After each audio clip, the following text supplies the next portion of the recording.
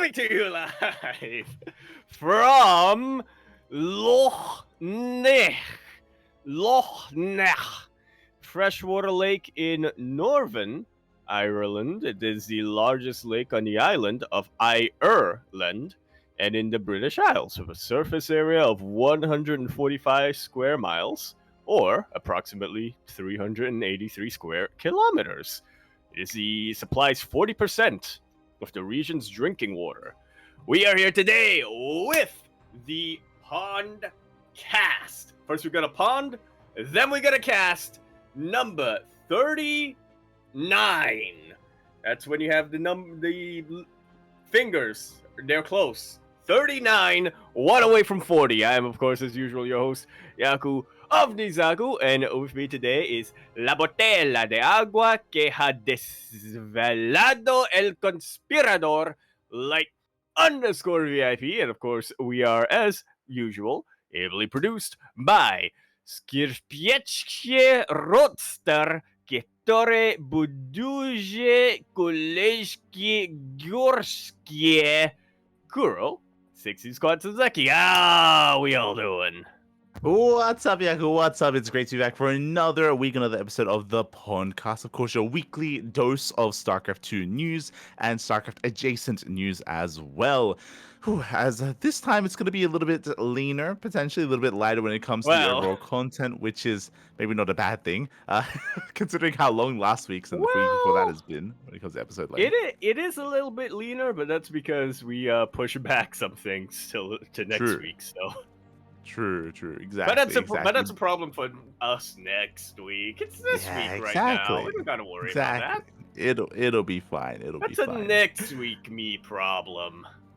But yes, we are here. We are back, and we have once again starting things off when it comes to the week's news. We have this week's GLHF interview.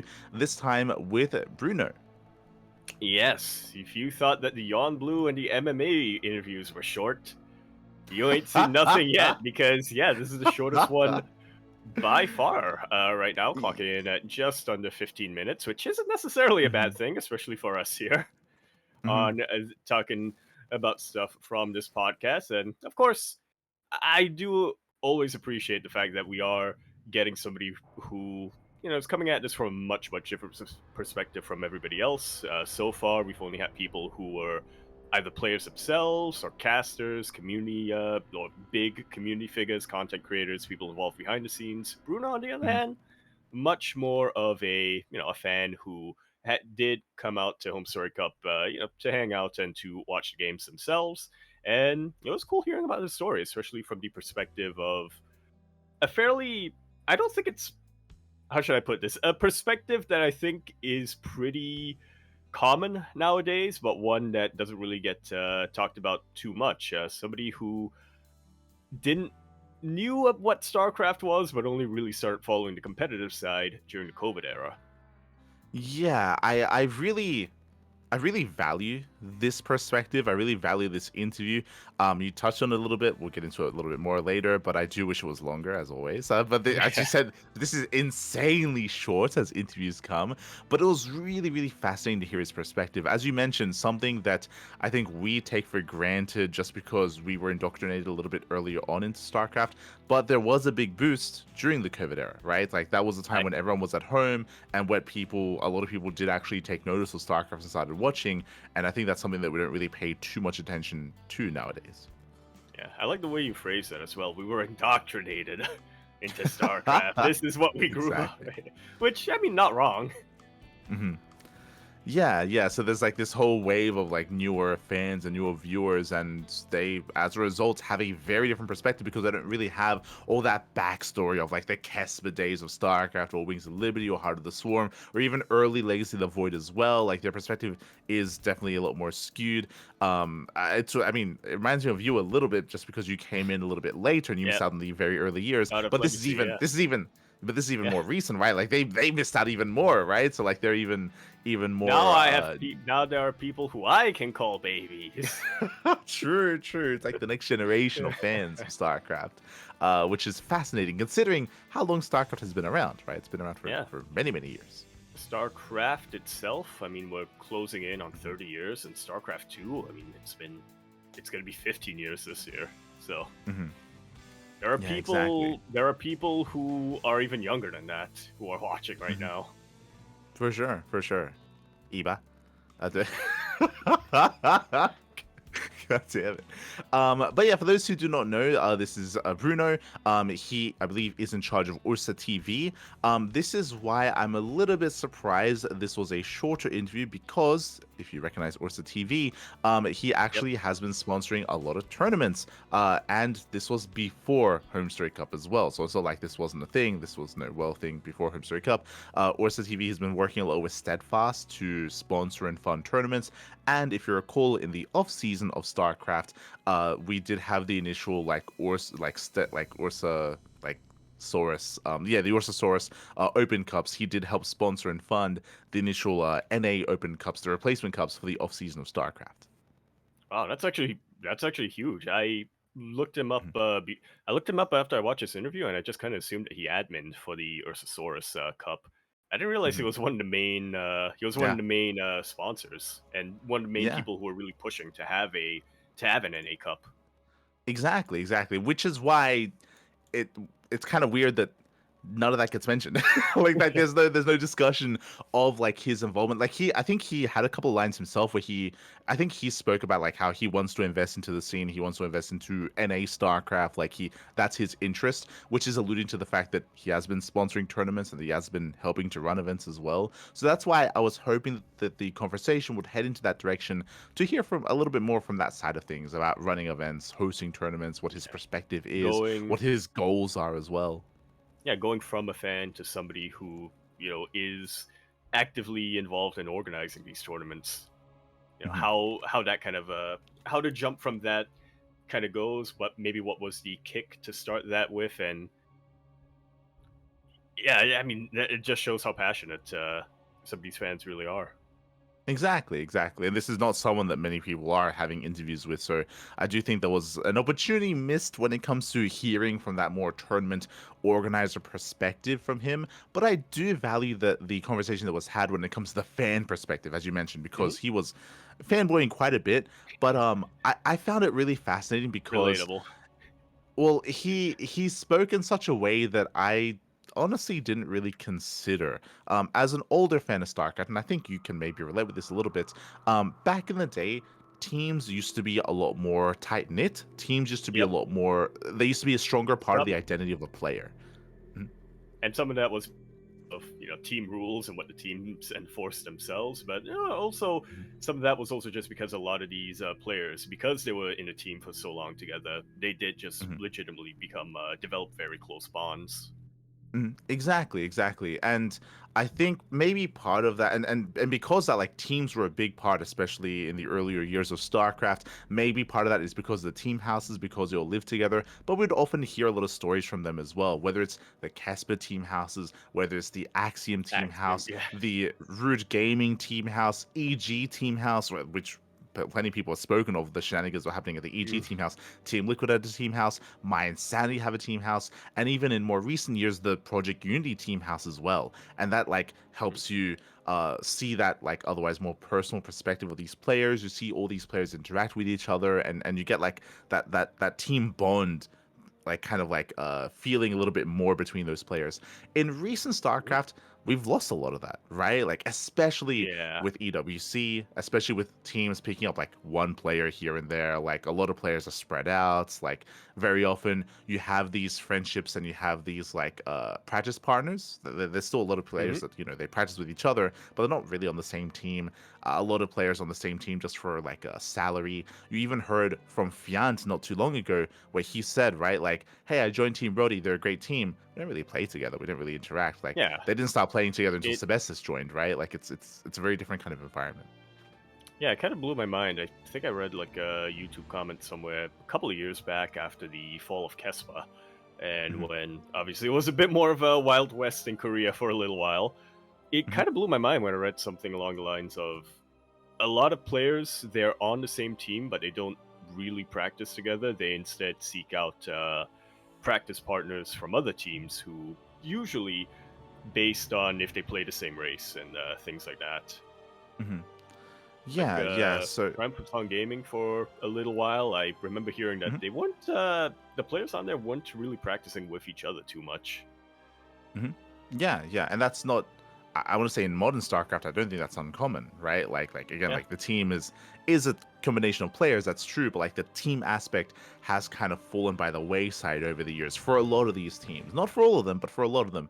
But that's why I found it really cool and really fascinating when BrewKnow comes in and he's like very much so like a Shopify fanboy. And he's like, yo, Shopify's a hell team, yeah, like, they support their players and some of them interact with each other as well, which is true, right? Like Lambo and yep. Harsum, they make content together, and he was like tying that together, and I have heard It similar sentiments about Basilisk as well. Like there are some big like yep. quote unquote Basilisk fans that support the Basilisk players, and that's really cool. And that's something that It I don't quite connect with as much. I connected with back in the day, back with the older teams, not so much with the newer ones. accent So that's life, why it's yeah. really cool to see that perspective, right? Yeah, as much as I like Team Vitality, yeah, it doesn't quite feel the same as rooting for Axiom back in the day or Hmm. Axiom Acer and stuff back in the day. And Hmm. yeah, I think you're definitely onto something. It's definitely it came across a little bit like and this is a perspective that I think I kind of share a little bit of, but didn't realize that I had it until Bruno actually spoke about it a little bit in this interview. It does seem like he really appreciates the organizational kind of level behind Shopify Hmm. Rebellion Hmm. as much as he is also a fan of the players individually, Hmm. which I which I heard, I, which is what I kind of got from this video, and then I kind of got myself thinking, wait a minute, that's how I feel about basketball teams. That's how I feel like. Okay. That's how I feel about a lot of things. But yeah, I didn't realize it Yeah. until somebody else actually pointed it out. Yeah, it is something that I feel like is a little bit rarer in StarCraft nowadays, right? It's like because I would have associated that with like I don't know, like Axiom or CJ Mhm. right, or Acer as well, right? Just because they did so much when it came to supporting their players Jin flying to places, and of course the team house environment as well, like their practice I environment, like that was a big part of what they provided. yeah. Nowadays, I that's not really something because there aren't really many team houses anymore. That's not really something that's provided from the teams anymore. yeah. I feel like if we're talking Korea specifically, I think Jin Air Green Wings was probably the Hmm. last of the was Yeah. kind of last of that, and they had a huge swell of support, not just because Rogue and Maru were doing incredibly at the time, but more so because they were the one team that stuck with StarCraft 2 Hmm. after Kespa dropped them. Yeah. And then eventually they also had to let go of their roster. And then, Yeah. yeah, it kind of went away. Team NV had a lot of the players from Jin Air Green Wings, but it didn't really feel like the same thing.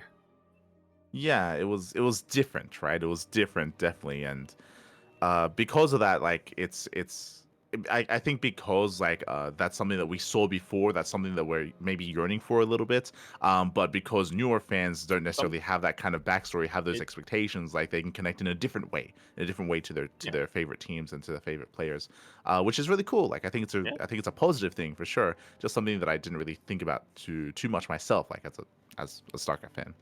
And we got a little bit of it during WTL when there Yeah, was yeah. me myself. There were some teams that I was like, okay, no matter who they're up against, I'm predicting a full sweep for them Hmm. because Hmm. I really like the players on this team and I'm really rooting for Yeah. them. The Camels, I was really rooting for the Hungry Camels, for instance. Yeah. And then Starving there were some camels. teams, the Starving Camels, yeah. And then there were some teams, no Mhm. names, that I Uh, would always root against because I was like, God damn it, they keep winning, and it's time to. I'm not gonna say which team mhm. that I was constantly rooting against, Mhm. but there was one team in particular that I Yeah. kept rooting against Uh, until they stopped winning. uh-huh. It doesn't help that they also disbanded eventually, but It's banned pretty but much immediately after they lost. Yeah, yeah, but yeah, I do agree that I mean I think even Lambo's spoken about this before how he really misses WTL because WTL was a time where the team would actually come together as one and strategize and work Hmm. together, and it felt like a more team environment, right? Because they'd be playing on a weekly basis, they'd practice together, they'd talk about their games, they'd talk strategy, about their upcoming opponents, they'd discuss and get advice from each other, right? Like that was something that they could work towards and strive towards, and now we don't have that anymore. So even that, right? Even that you just mentioned, it's like we got that in WTO. That's true, not anymore. So that's also kind of fallen by the wayside. Yeah. But regardless, like it was really cool to hear from his perspective again how much he cheers for the Shopify players. Yeah. Um, And again, I was. Mhm. I was gonna say, and it also felt pretty cool to hear that. Yeah, he is kind of rooting for his hometown in a way, Canada, with Yeah. rooting for Scarlet, and I'm sure Trigger as well, alongside Hmm. with the Shopify boys. I mean, they're all honorary Canadian since Shopify is a Canadian team, like, and Yeah. Shopify is a Canadian company. So Hmm. For sure. For sure. It's also something where I think the other thing that Shopify is doing well, and we've spoken about it before, and I guess we can speak about it now, especially when it comes to one of the future segments, is that it is so rare nowadays for teams to actually make content with their players outside of just the game. We were praising Shopify. It was like a couple of months ago, maybe at this point, when they started making some yeah, around content. the Right, they start of had the like a year, yeah, they started like releasing some content with their players because last year they did fly all their players over, and like that's something that like we are starving for when it comes to like team content, right? Whether it's from Storm or Team Liquid or anything, like we want to see more from these hmm players. But right now, I'll be it honest, like these teams are probably focusing on their other esports rosters more so yeah. than StarCraft 2, so they're not really focusing on that, and I feel like we're missing out because of that as well. Yeah. We got a little bit of it with Vitality when they flew out to France last Yeah. year prior to Home Story Cup, but yeah, not anywhere near as much as we would have liked. Hmm. And but I bring that up just because we're now, I mean, Shopify, they released another, piece of content together with their team. You have Segue. Basilisk. We'll get there. Okay, We have all right. we have Basilisk, right? So they released the trailer that we spoke about last time about the Portal gameplay with their players, right? Like Episode there are at one. least some of Now, these teams that are now starting to like actually start to like make that segue into more content creation. Part of it may be which because of the off season. It is I the off was season of about to StarCraft. So say. yeah, yeah. Yeah, part of it might be because that the players themselves they don't have as much to play in right now, but they're Hmm. still on the team, so might as well do something with them. Hmm. Hmm. Yeah, and I mean, part of me feels like they should have had that perspective from the beginning. It would be nice to just get something from them all the time, but it's nice that we're making or we're stepping in that direction now It as well, for at least some of these teams. Yeah. It's also probably because the players themselves are, as you said, because it's the off season, the players Hmm. themselves are probably more willing Hmm. to do other things other than just practice all the time. 100%. I mean, hey, Rainer, he's lost in the rift right now, so anything that can get him out is True. is a is a good thing. Are we getting him back on the ladder? Well, not quite, but at least he's not uh, in the rift. true, true, true. At least that. So, yeah, it was really, really wholesome. I want to say to hear from Bruno. I think that was definitely it was a very fun interview, very eye opening in some ways as well. I'm sure a lot of fans can relate to him, and yeah, it was a little bit interesting hearing him because he was like giving his own reasons as to why like players were on the team, and it was just really cool to hear him like piece together that narrative of each of the players and the role that they play as well. And yeah, it Yeah, was the just high really EQ fascinating team to hear. Uh-huh. I thought Yeah. made a lot of sense. I mean, yeah, when you have TLO, who is like known to not only be one of the best coaches, that even on Team Liquid, he was very much praised for being a really good, not just being a strategist, not just in terms of like, okay, this is what the players need to work on, this is what the other team's weaknesses, so on and so forth, but also more so of, hey, how can we gel together, uh, Mhm. and how can we create kind of a environment where we all thrive. Mhm. For sure, for sure. And yeah, and I personally I do feel like this kind of like team dynamic is something that is missing in StarCraft right now. I mean, for various reasons, right? Whether it's some Yeah. teams coming and going, whether it's the EWC kind of like impact as well, where you have teams picking up individual players as well, so they kind of like break up these otherwise, teams that had like their own previous roster.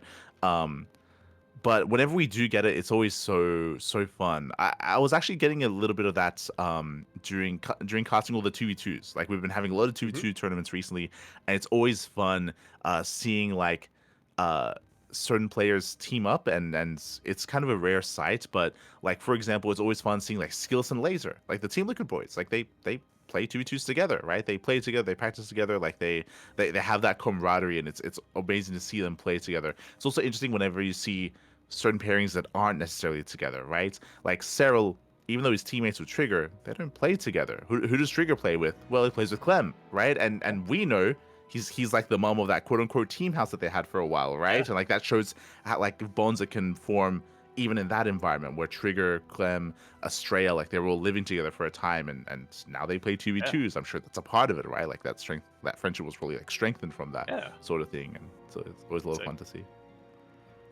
yeah. It's like last week, Eba was playing with Juby. This week, he's playing with someone else. Who is he going to play with next week? The drama, Papi, the drama. Let's go. uh, but yeah, it's definitely something that I'm starved for. But it is great to hear from Bruno's Yeah, perspective, at least from that. Mhm. yeah. I think, I mean, a 1v1 game, it can be pretty lonely sometimes, and also looking from the outside, looking in, it can also seem pretty isolating many times. So yeah, Mhm. anything that gives us this sort of behind the scenes look where that really shows that, hey, actually can be some really strong there can be really strong bonds being forged. Mhm. I think it's always appreciated by the community. Mhm. Exactly, and I think yeah, it's something that I think we all want more to like more of, or like we want to see more. We want to see more of this, and I think we even mentioned this last time Shopify made some content. I'm hoping that maybe some of the other teams follow suit, like with Team Yeah, Liquid, they recently had their anniversary. It'd be nice if we got something, it. from Clem, from Skillus, from a laser, right, every now and then. I know they're no longer in StarCraft, and they were only in StarCraft for like a couple of months, but I keep thinking back to Talon Esports and Yeah, how yeah. they were so consistent in creating Hmm. content with Dark and getting Dark to do interviews or like do challenges that they will put on their social media and things like that. Hmm. If they signed like 2 or 3 players, that Yeah, would be the dream. yeah, for sure. Like they clearly, they They cared, know how right? They it's cared. done. Yeah, yeah. They do. they So. they not only have to care, but they also have the competence Hmm. to kind of handle this kind of social media side of things. For sure, and it's something that we hope to see more of in the future, for sure. Speaking of, I guess we'll get into that later on, but Shopify has stepped it up once again, so big shout to Shopify, twice actually, with this interview and with their upcoming content. Yeah, Speaking of and Shopify, I also guess we somewhat related to another bit of content that we could be talking about. I just true, realized all the true. content that came out this week, in some way, Hmm. can be in some way Shopify Rebellion is involved. Yeah, in some way, as we next do speak about one of their players, not during an era when he was on Shopify. This is Yeah, pre-Shopify, well before it. But regardless, we do have a bit of a piece that was created following ByuN Story. there's actually a part two to Hmm. the first part by RTS Storyteller, part of the whole esports storyteller gang going on there. Hmm. Yeah, this is a part two of part 1 that came out about a year ago, something like that. Hmm. Yeah, yeah, And exactly. yeah, no, I was just gonna say, and this is continuing on from where they left off. This is covering ByuN specifically in Legacy of the Void, whereas part 1 was speaking a bit more about ByuN prior to that. There was more like background information for Hmm. this video. Yeah, and it was really interesting to see. This is almost like very almost documentary-esque, or maybe a little bit more like chronicling the history is maybe a better way of putting it. It's a very different style of storytelling compared to what we saw from Panda Bear Me, for example, or even the interviews that we're getting from Zombie Grub. It's definitely very different stylistically, but it is kind of chronicling ByuN's rise. I believe that this is covering the era after ByuN had won GSL. So I think the Yep. GSL part was in part one. This is post that. This is the lead up Oh, and you're the right. conclusion of BlizzCon. Yeah, I missed that. They kind of blurred Mhm, together in my head, but yeah, that's how I mhm, would recommend watching these two, is just watching them back to back because they flow mhm. really, really well. Yeah, yeah, for sure, for sure. So we I'm had this part two. Oh, go on. I'm trying to remember now. Was it in part one or was it in this part where they went over? Because that was something that I kind of appreciated from. Again, I don't remember if it was in this video or in part one.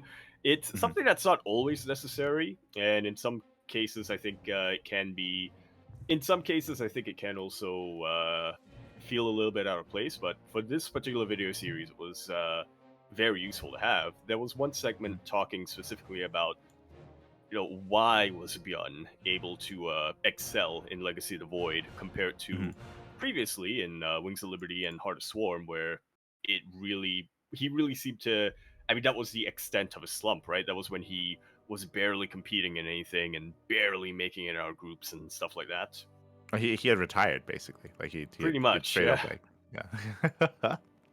yeah, um. and Mhm. yeah. I was just gonna say, I really include that little bit of analysis that was, again, I don't remember if it was part one or part two, but hey, we might as well talk about the whole series, both of them together, because Yeah, because we never spoke about part one. So it was in part two. It was in part two when he went oh, there we over go. kind of his rationale for it. So it's Yeah. all related. It's all good. Very quickly, of course, as we wrap up the previous segment, shout out to Zombie Grub. Of course, this was the Zombie Grub interview with BrewKnow for Yep. the GLHF series. I believe she is planning to release one every single week, so we'll be here to cover it on a weekly basis whenever there is a new episode. That was, of course, from Home Story Cup. But yes, up next is that esports storyteller ByuN segment. And yeah, it was really. I also appreciate the context, right? The context that was provided on ByuN. On top of that, I appreciate that he included the lead up. I think he spoke about Hmm. ByuN's performance at Kesper Cup. No, sorry, not Kesper Cup. The cross Cross finals. SSL, yeah, Yeah, SSL x yeah, yeah, yeah. GSL cross finals. Exactly, because ByuN had won GSL, he qualified for the cross finals. For those that are curious, back in the day, there used to be cross finals because there were two big leagues in Korea. There was SSL and GSL, And and the cross finals would pit the and I believe semifinals or the finalists against each other. and extra context for people watching right now: the SSL was for StarCraft 2 and not for Brood War. It was not Mhm. called the Super Star League. It was called something else. Sport There've TV been a Star League. lot of. It was the Smo TV Star League. That's what it was. Yes, yes, It's been a yes, lot of and SSLs over the years. true, true. I mean, to make things a little bit confusing, is that SSL, sorry, the Sport TV Star League, they had their SC2 League and their Brood War League as well, True. because Yeah. they released their Brood War League when Remastered came out to feature it. Yep. So they did have both running concurrently. But yeah, yeah. So it was really cool to see to see them go over the cross finals first. Then it led into ByuN's performance in at BlizzCon at the World Finals. And again, it was a very different style of storytelling, just because it does feel like they rely a lot more, or at least the RTS or esports storyteller relied a lot more when it came to just showing like the clips, just showing the clips and just letting the Mhm. games play out. He would maybe give like a brief description as to what's going on and a brief review, and then just let it play so you could just see Yeah. things yourself instead. It's very much point example Hmm. explanation kind of a style of Hmm. narrative going on here. He would come in and say something like, "Oh yeah, ByuN was able to leverage his micro potential or whatever. This was a map pool that really allowed him to shine or whatever." And then Hmm. just play a clip for about 30 seconds, something like that, that Hmm. exemplifies what he was talking about, and then Hmm. either go on to the next point from there, or if necessary, go a little bit more in depth when it comes to his explanation of stuff. Yeah. It was very different because it did feel like he was weaving less of a story. Like I think we praised Panda Bear Me or Isaac so much for his Mhm. for his storytelling, for how he weaved together that narrative and built up a character. Here it felt a little bit more like chronicling events. Almost Yeah, like a it's historian. Almost it. like that where you go over the events themselves. Yeah, it's. Yeah, I mean, it's. Where's my train of thought going with this? I was gonna say it's like he isn't. He's kind of letting the audience themselves kind of come to Mm, their own conclusion just based on yeah. what he has chosen to showcase here, which is definitely a way Mhm. of doing things. It's just a different Mhm. narrative style. Yeah, and because of this narrative style, because it's a lot more heavily focused on showing old footage, the nostalgia here is Yes, I was huge. gonna say once again, just like in that Panda Bear Me video, I can tell you Uh-huh. the thing that made Yeah. me go, "Oh, I remember that." You wanna know what it is? Uh-huh. What? It was Todd's voice. Yeah. Todd's casting. It's like, oh, I remember Todd. I mean, it was. I'll be honest, because I wrote down a couple of notes, and all of them are different casters. It was hearing Todd's voice. It was hearing Wolf and Eamon. Valdez's Yep. voice again. It was hearing Nathanius again. It was hearing the crowd at BlizzCon. Like there were so many. I know that like audio is often associated with memory, and you can like certain things can like trigger like memories and stuff like that. Yeah. But like there were so many different like Audio audio and cues from scent different. are like the two Yeah, senses. from from like different voices or different like different things that were featured here in this video that just elicited just all these memories flooding back of these moments or of these matches, and it was crazy nostalgia watching this video. It was insane. There was just every other thing was Yeah. just triggering like memories and triggering this nostalgia feelings. I was like, oh my god, it's crazy. Yeah. The audio, even kind of the footage of that GSL finals where they showed Mhm. where he said like, "Oh yes, SOS had his team crowded behind him, whereas in the meanwhile, ByuN was alone drinking water." And I was like, "I remember that from the Signature series. They showcased that a lot. The Mhm. juxtaposition between Mhm. those two." Yeah. Yeah, exactly. It was yeah, it's a crazy trip. So Yeah. if you were around during those days, if you were watching, during 2016, I do recommend it just for those again straight up nostalgia vibes and just remembering some of the past events that did occur. Not just that, the map pool. I mean, specifically King Yep. Sage on Station. I have Dust so many towers. like yeah, like King Sage on Station. There were so many like memorable matches played on that specifically during 2016 during that BlizzCon run. So seeing that again was I do associate it with ByuN and with specifically Tankyvax. Like as soon as I saw Yep. King's Angel Station, I remember Tankyvax, and then they showed them. I was like, yeah, this is Yep. this That was this was that that era. era of Yep. StarCraft. Yeah, like in my brain they're one and I the same. Like King Sajon and Tankyvax, they come I together. love how extensively he used footage and clips of ByuN using Tankivax. Hmm. Because I mean, Yeah. Tankivax, yeah, they were a bit of an issue for a while, but once again, I feel like ByuN was the one who really understood how to really, in a way, kind of exploit them to his advantage, but Hmm. also just be mobile. He's such a fast player. He Hmm. was kind of master of momentum in a way. I mean, everybody always, when it comes to 2016 specifically, I feel like everybody remembers, oh yeah, he's a master of Reapers. I appreciate that RTS Storyteller also included the clips of the mid game and also, Hmm. again, whether or not ByuN was using Tankivax or not, because that to me is Hmm. kind of what really the secret to ByuN's success was. He was such a strong momentum based player. Yeah, I think he had one line in the video where he said that in early Legacy, because like the like He micro potential was so much he more improved because of the units, like he spoke about how he ByuN benefited because of that. yep. I do think he could have like focused on that a little bit more, just because you're correct in the saying that there was just so I much more micro potential with Tankivax, with Reapers, with mhm, all the new units available that ByuN really did like excel really early on because of that. yeah. I remember the line that he said was something along the lines of, "Well, with Legacy of the Void, the game became faster. We had a much shorter Mhm. early game, and that's Yeah. how players who were really fast and really good at micro, like ByuN, were able to succeed." And that was a part of me that was thinking, like, okay, you can go. I kind of wish that he went a little bit more in depth with this, but at the same time, I'm Yeah. like, but is it really necessary for the kind of narrative that he's presenting Mhm. here? It's Maybe one of those not. things where yeah, it's one of those things where the So I'll footage, give him a like the footage pass. speaks. Yeah, the footage speaks for itself, right? Like he may Exactly. not have. Yeah. Yeah, he may not have said it, but like it was visually shown, right? You could argue that maybe you can still like lay it on a little bit thicker there for the audience to hammer down that point. But if you can watch StarCraft, if you can appreciate it, if you can see the work and everything that gets put into it, then that is going to be apparent to whoever's watching, 100%. Mhm. And yeah, I agree. It was really good that he did showcase all those moments. I did find it interesting. He didn't showcase all of the matches. He was very much so. It felt a little bit cherry picking because he was picking, especially in the Dark series. He skipped over the game that Dark won. Like he was only focusing on the games that ByuN was winning in his Yeah, he moments. was like, "Oh yeah, Um, Dark took a 2-0 lead," but that yeah, didn't really show too much yeah, from it, and yeah. it's like, but again,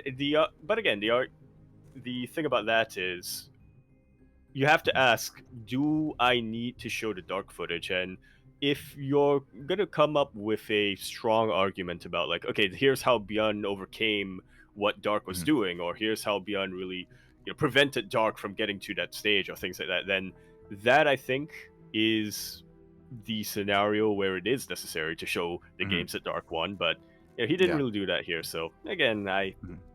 I guess it wasn't that necessary. Yeah, yeah. He did it a little bit if you remember because he he tied it together with the cross finals because ByuN did lose to Dark in the cross finals. So he started with that, which I think was a really smart decision. I really liked that. I really enjoyed it. Mhm. Just because it leads into what you're saying, right? Like it shows the struggle, it shows like something that ByuN overcame, which is something that you can get behind and something like that can be really powerful in a narrative that you're telling. Which is also why I think it personally, I think it would have been important to have shown that and to maybe have gone into a little bit more of an Yeah. explanation as That, to maybe some of the strengths of yeah. Dark Yeah. or something that Dark ByuN was struggling with and that he Mhm. overcame right in those finals. Yeah, that's definitely something that can be done very well. That can be Mhm, done very well, but you can't you're doing mhm. when it comes to piecing that narrative together. Yeah, It would have exactly, been exactly. nice. Yeah. Hmm, hmm. But yeah, it was just crazy to hear and to see all this footage once again. Definitely like gives you the vibe to like even watch it yourself again, right? It's like it's like man, I want to maybe I should just crack open that old like 2016 VOD and then try to tune in That again. series versus TY. Oh boy, True, that was some true. top It's tier good. TPT. They also Yeah, had a game on yeah. Dust Tower, so it's like, yeah. Yeah, yeah. Good old Dust Towers. It also did feel like a little bit bittersweet as well, right? It's like you kind of spoke about it, hearing casters, very historic casters in StarCraft that aren't really around anymore, Yeah. whether it's Wolf, Valdez, Todd, Nathanius, right? So it was really, really cool hearing them again, and maybe once again in the future we'll see. But yeah, do definitely check it out. Again, this is part 2, and he did allude to a part 3 later on, so there's definitely more to come True. from ByuN Story. The ByuN trilogy. Yes, yes. This also reminds me. I don't know if we brought it up. I think you're aware of this. But after we posted our podcast episode going over Isaac Unsu. Su, Yep. yeah, on Su, he did respond on Reddit saying that he was working on a ByuN one, Yeah. which I ah. I saw this posted and I didn't see who uploaded it. And I was like, oh man, that took Isaac way quicker than I thought. And I clicked on video and I'm like, man, Isaac sounds weird today. And I'm like, oh, this is somebody else, right? Yeah, yeah. But like it makes sense because if you remember at the time of going over the Stu documentary, like we had a short discussion about like all these other Yeah. stories that deserve to be told because there are just so many of them in StarCraft, and one of them was ByuN. So it is Yeah. really cool to see that I the RTS storyteller seller is stepping into that as well and covering mhm. ByuN as well. I still think to this day, ByuN being the first teamless GSL champion and the first teamless. Well, I guess he wasn't teamless when he won BlizzCon, but the Mm, narrative was there. I still mm, think that has such a high potential to. I mean, a lot of people are making documentaries now, but if anybody wanted to make a biopic, mhm. I think you could get people who aren't even that into esports to watch it. 100%, 100%. I'm sure people that aren't too into esports. I mean, they even watch like the signature series, right? Like it's just really cool to see the story of someone and get behind them as well. Like there's definitely a lot of Yeah. value in that. Um, and yeah, ByuN is definitely ripe for that sort of story. Same with Oliveira. Like, all right, we Yeah. can get into it again. There's a lot of players Oliveira, out there that, Cyril, Need in a yeah, way, Cyril, Clem, of course. Clem. But Yeah, glad to see there's that the French definitely community is producing stuff for Clem. exactly. There's a lot there, and it's great to see RTS Storyteller jump on ByuN currently. And again, best of luck when it comes to the rest of the story that he's going to be telling coming into part 3 as well. And of course, best of luck to Isaac when it comes to his coverage of ByuN. And of course, hope to see more players kind of like targeted in the future and more stories told. You know what? This player wouldn't be suited for a documentary, but I think you can make a really good mystery for Max Packs. Like a mystery thriller. Who is this guy? I mean, I do think there's probably the problem with like a documentary for Max Packs is that the footage you can use is very limited, right?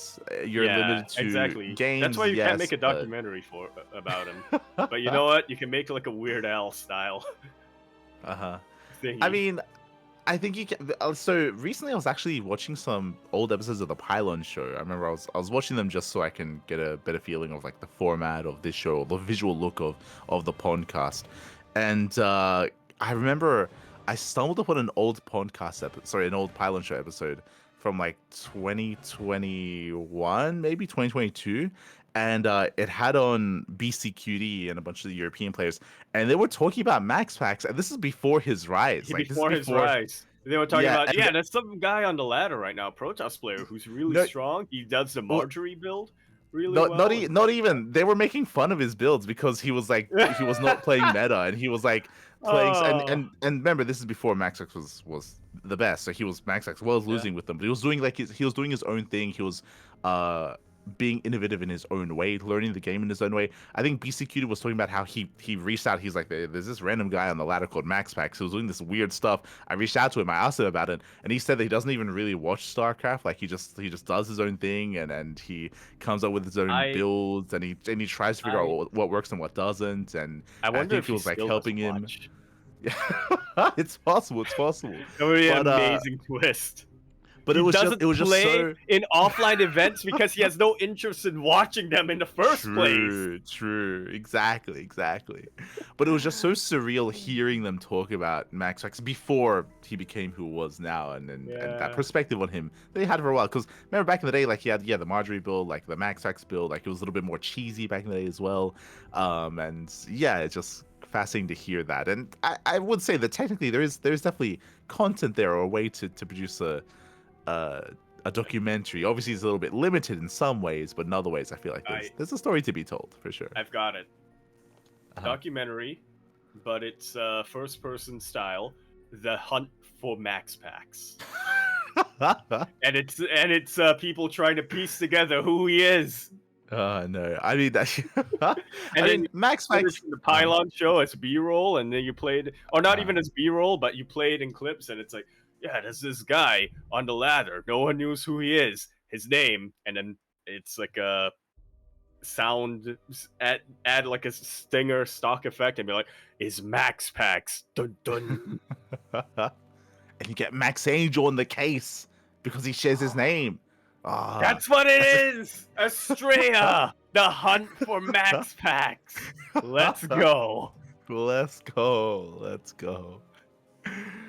Yeah, for sure. There's always a story to be told when it comes to StarCraft. It's been around for many, many years. So shout out to RTS Storyteller, of course, for providing part 2 of the ByuN story, and looking forward to part 3 as well. Speaking of ByuN, more modern. Oh, go on. Yeah, no, I was just gonna say, very excited for part 3, especially.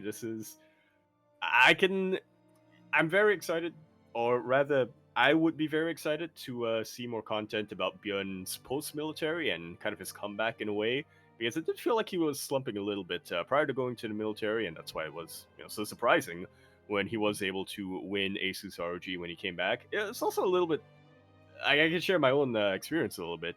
When ByuN came back from the Mhm, military, about a week later, I was on a call with somebody who doesn't watch any StarCraft at all.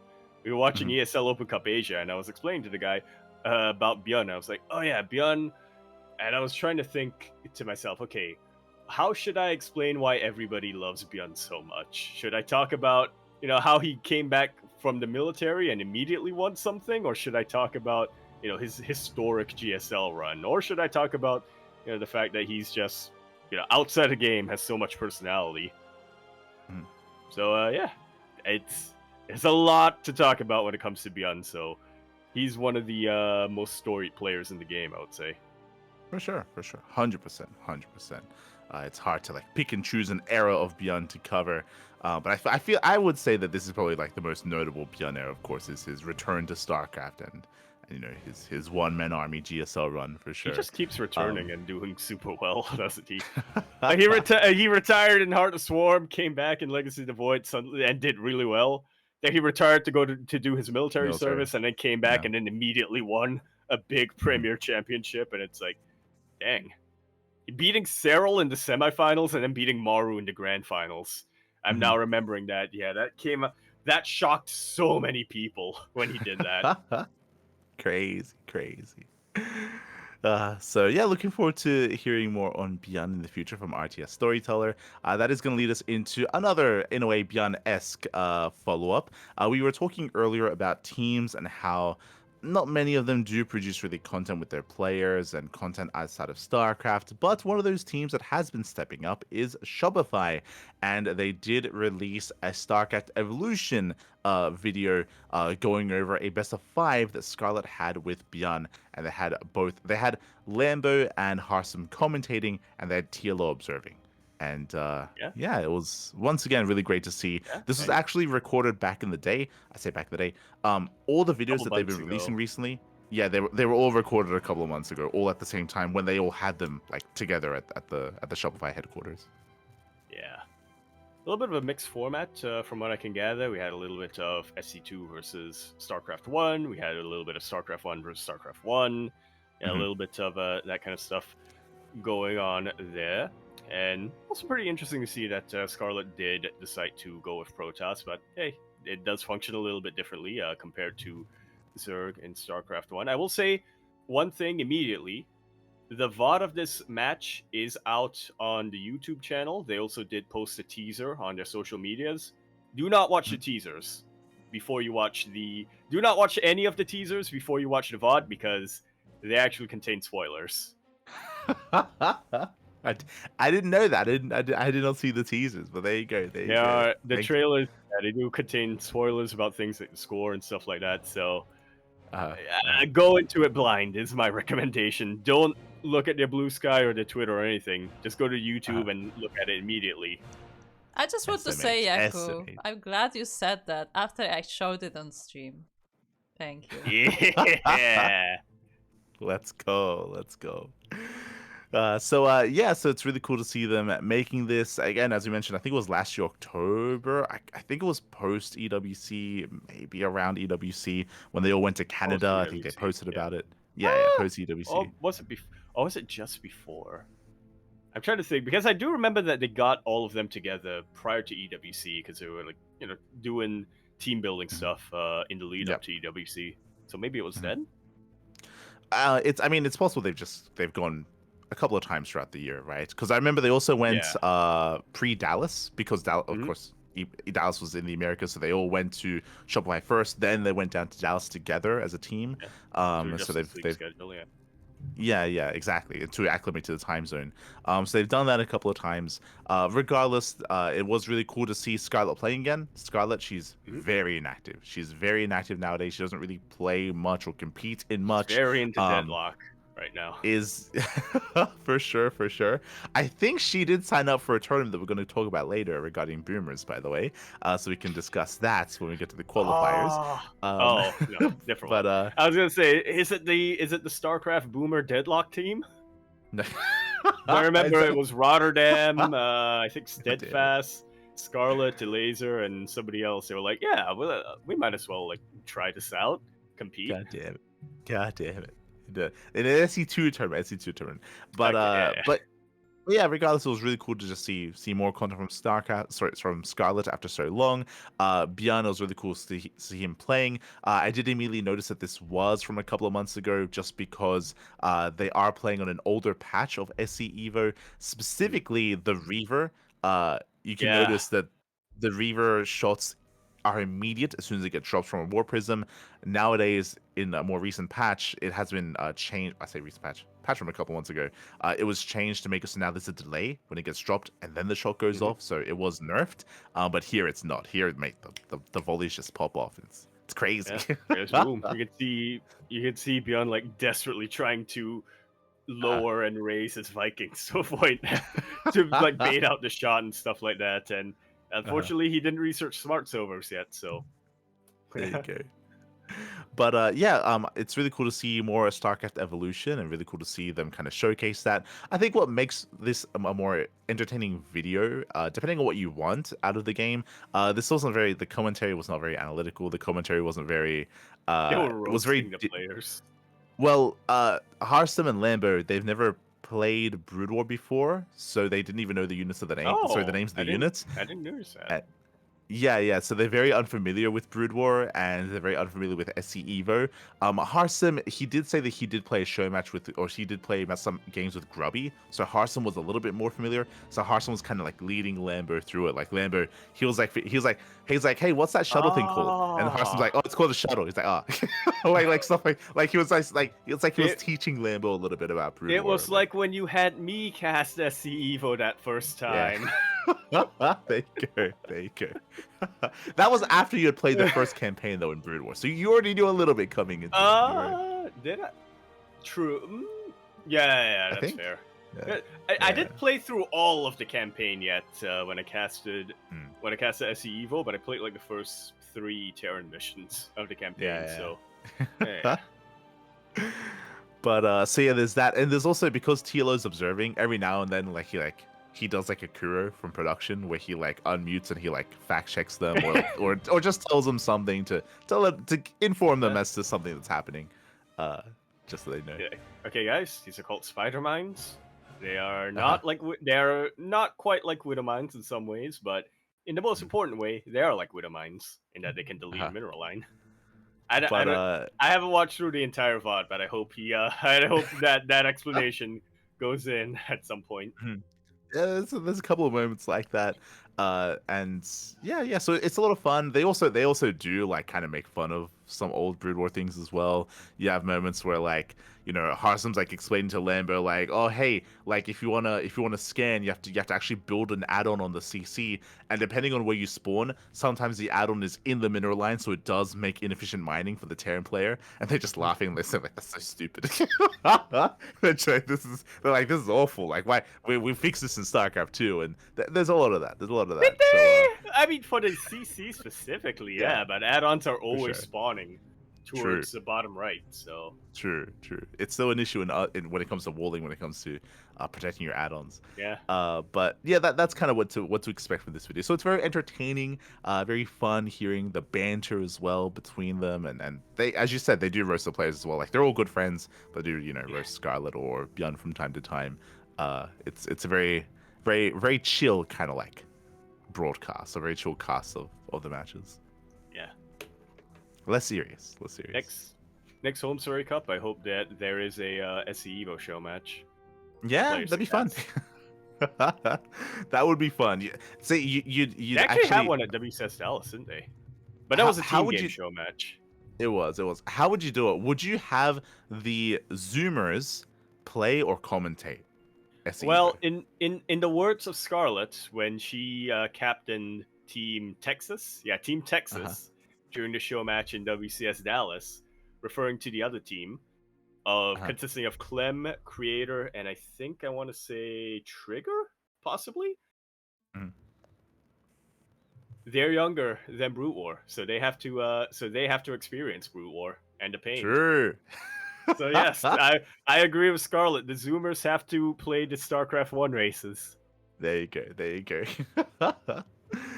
I think that'd be a lot of fun for Home Story Cup. I think we spoke about this a little bit before, but Home Story Cup has mellowed out a little bit over time. Like they used to have like a little weird fun content, like they'd have like Hearthstone Then interviewing Take like in the bath together and all this they other were very like unhinged yeah. for a while, and then they They were became part of willing. the ESL Pro circuit, so they had to tone it down a Mhm. bit. But hey, Yeah, yeah. no more pro But circuit now they've anymore, so they're free. yeah, they've broken out of that. So I think there's opportunity to have some fun with some of that stuff. So I do hope to see some maybe show matches in the future.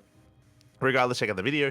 Again, it is just a best of five between ByuN and Actually, Scarlet. So one series. you know what? We spoke a little bit about this last week. You know what it needs to be? Two Zoomers. Okay. They're playing StarCraft 1 races versus each other, Okay. and they're being backseat gamed Uh, by an older player who actually played Brew War back in Yes. its heyday.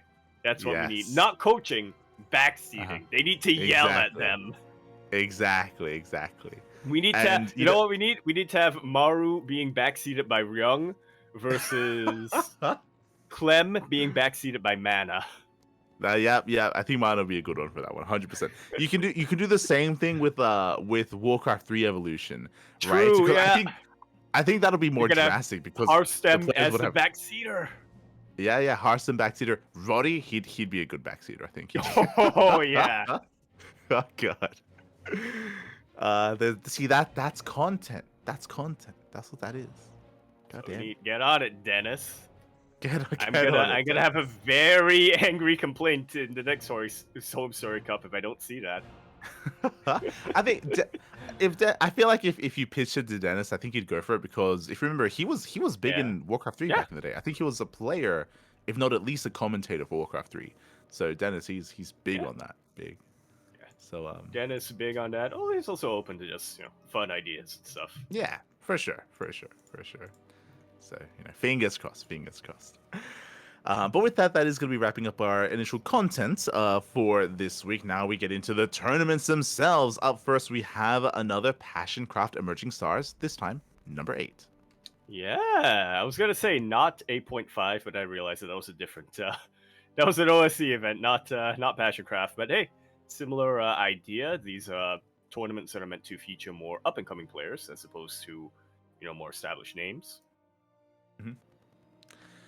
Oh yeah, exactly. So it is always great to keep an eye on these events because they do kind of feature these up and comers, as you mentioned, and there are definitely some notables, some otherwise less notables, and it's great to get an idea on the state of play, the state of the semi-pro scene, to see who's on the rise, who isn't.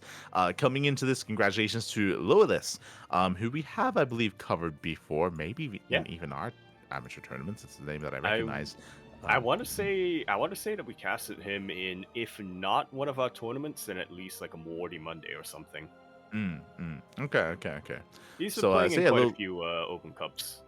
Yeah, definitely a name I recognize. And he does come out on top. Does take down F2 Click 3-2-1. A big win there by Lilith. Shout out to all the other competitors. We had Hacker is Talk, we had Letterlix, Bomyoja as well. A player that I had to do a double take on, but not Finland, but Fianend from Germany. I appreciate it. I was like, wait, what? Fianid. Mhm. Is that the name of an anime right now? Maybe. Tell me. I don't. I don't keep up. It's the one where you have the elf who cooks, right? Fianid? Sure. It's like Food Wars, but medieval. I'll get The around. main If character it's like is Food called, Wars, I'll watch it. Fianid. Okay. Or I say medieval, fantasy. That's what I mean. There you go. But yeah. So congratulations to Lilith. Shout out to all the other competitors. Again, some players that I'm not familiar with that I haven't seen before, whether it's Fianend or Chrysolets. Chrysolets, another player from Romania, actually. Excited. I always get excited when I see. Is that considered maybe? part of Balkans? I mean, we'll get into that much later. Yeah. In this episode. I'm not familiar. But yeah, I always get excited when I see a Romanian player just because I feel like for a long time, we've had Cuckoo, of course, but Cuckoo, he's like silently retired. Like Cuckoo your cousin is not true. But Cuckoo, like he's not really active very much anymore. So it's great to see another Romanian player on the rise. Regardless, GG, congratulations to Lilith Guys, due to we performing have as well. pinned it in the chat. You can ask him questions. Oh, they can. Oh, Let's go. welcome, Is your Let's name go. taken from an anime elf who cooks? Where does your name come from? Is what we're asking. Is like, but we appreciate it. So GG, well played. Hope to see more of Fianend and all the other competitors here in the future as well. What was I about to get into? Hold on, I just realized the runner-up of this tournament has probably the best name. They play Yeah. Protoss. Their name is F2 Click. He must be related to Shameless Missing in an some A, way. but it's missing an A. But you know, I like the way that they're good. I like the way that I like the way this man thinks. Exactly. Is Shameless. He knows what he's about. Okay. He knows what he's about. Okay. Yeah. He's not gonna hide behind anything Yeah. else. Why? He's ready to F2. Why should he feel guilty for it? You know, it works. Yeah. Hey, he got second place. Yeah. What's wrong with just F2 clicking? You know. Exactly. Wait, but when he says F2 click, does he press F2 and then he right clicks, or does he mouse over the F2 button and then left click on it to select all his army? I like to think he clicks. I like to think he clicks on the on the F2 button. Oh god. But regardless, congratulations to Lulis as he it does qualify for Elite have a Rising Star response. number 15. He's going to be part of that event. Oh. So we do look forward to seeing more of Lulis in the future in the OSC tournament. Indeed, we shall. And before we move on to the next tournament, we do have information here. Thank you very much, Fianen, for the confirmation. It's not actually from an anime elf. It's from Yu-Gi-Oh! Yeah, which is kind of an anime. I mean, It was an anime, yeah. Fiends and Ends. I'm German, and as a child, I had Yu-Gi-Oh cards in English, which were Fiend type. Let's go. That's really cool. That's a really cool origin of the story. Definitely unique as well. Definitely unique. I don't know what that means. A fiend type? Yeah, it's a Fiend type. Is that like a fat Pikachu? It's not like quite. No, I guess that might a Pikachu might be a fiend. True. Really cool to hear. Really cool to hear. Thank you so much. As that leads us into not quite. That leads us into our next tournament. That leads us into the Circle Derping Platinum Heroes Edition number 4. If you recall, the Circle Derping is an FFA style tournament, a Beast of the Hill style tournament. If you remember, Yaku, it's that format where every couple of minutes a point in the center becomes active, and whoever is left standing controlling that point does win the round. So every couple of minutes a point becomes active, and they will fight for the point. I remember that. I remember us having some very interesting discussion and strategizing around that. I'm still trying to piece together, where does the beast come in? Oh, it's because if you're left standing, you're the beast, mate. You're the beast. Oh, let's go. You're not the king. You're the beast of the hill, mate. Let's go. You're an animal. But in the end, so this was the Platinum Heroes Edition. Basically, purely Platinum Heroes players were involved. We had Goblin, we had Gunner, Yober, Chris, Frogos, Magnath, Hatsul, Cobblestone, and Patches. And what I appreciated about this edition of the tournament, in the previous edition, they were rotating some players. Basically, it was like almost open signups, and they were trying to rotate to get more players involved. Here, it was a little more exclusive, but it meant that there were storylines that were kind of building up throughout the FFAs. When it comes to friendships, partnerships, drama as well between the players, some animosity after a couple of games. It was crazy. It was beautiful. Conspiracies. I love it. Oh god. Basically, some of the big things that happen in these FFA games, and I do recommend it, we did cast it in English, was one, Goblin was an animal. Goblin, whoever he spawned in next to, he would be hyper aggressive. Like, he did not care. He was often not creating any kind of friendships. On top of that, same with Frogos. Frogos was even worse because Frogos, he would one base all in whoever was next to him. He would basically kill whoever. It's like, I don't need to win. I just need to not be the first player out. Basically, he would one base 4-Rax Reaper every single game and target whoever was next to him and basically kill them. Or just knock them out of the game until they recovered, because they'd maybe survive with like 1 or 2 SCVs, and they'd survive and then they'd be able to recover. But Frogos, because of this, he was like he was like just like enemy number one. Like everyone like Everyone like had to form a he coalition against him. fun fact, Fogers would actually be typically the first one to die because he would make a lot of enemies. He'd make a lot of Oh, yes. enemies, and people just would want to get him the hell out of the game. So he'd be targeted more often than not, and people would gang up on him. Goblin was similar, especially because Goblin is like the biggest name in the bracket as well, right? Like Goblin, he's a pro. He is off racing, but he is a pro player. He's a pro Protoss. So he'd often get targeted as well. I So- felt so bad for. Okay, go on.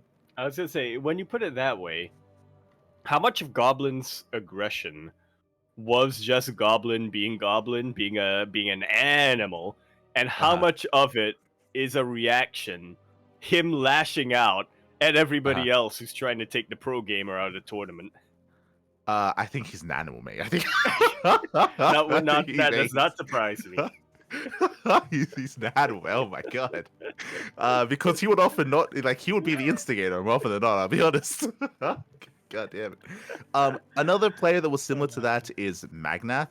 Magnath, he wouldn't like rush into anyone, but he like typically coming into like 2-base play, Magnath would also like start fighting whoever was next to him, and because of that, like he would start picking fights. He would like commit, and then Magnath would often be ganged up upon as well because he would just attack whoever was next to him as well. Yeah, I was gonna say this is smart, but actually, the more I think about it, the more I feel like this actually isn't a very good strategy. He's giving his neighbors a buffer period where he builds up, but it also gives them time to build up. So yeah, and he would often make enemies early on, and I want to say like maybe 2 out of the 4 games, Magnath was the first to be eliminated because of that. Like he was very often, like points would be activated, and there'd be like people fighting for the point, and I'd like pan over to the corner, and you'd see Magnath fighting his neighbor. Like they'd just be locked in bat. Like they wouldn't even care about the point. They just fight each other. It's like what's going on right now? Is that often happening? It became personal at that point. It's like, I don't even care about winning anymore. Yeah. I just need to prove a point. That's exactly what would happen. The other players were a lot more passive, and because that, they were left alone, like Patches, Hatsu, your bro Chris as well. Like they would often just chill and just build up over time. One of my favorite moments in this game, though, I think it was in this tournament was game 4.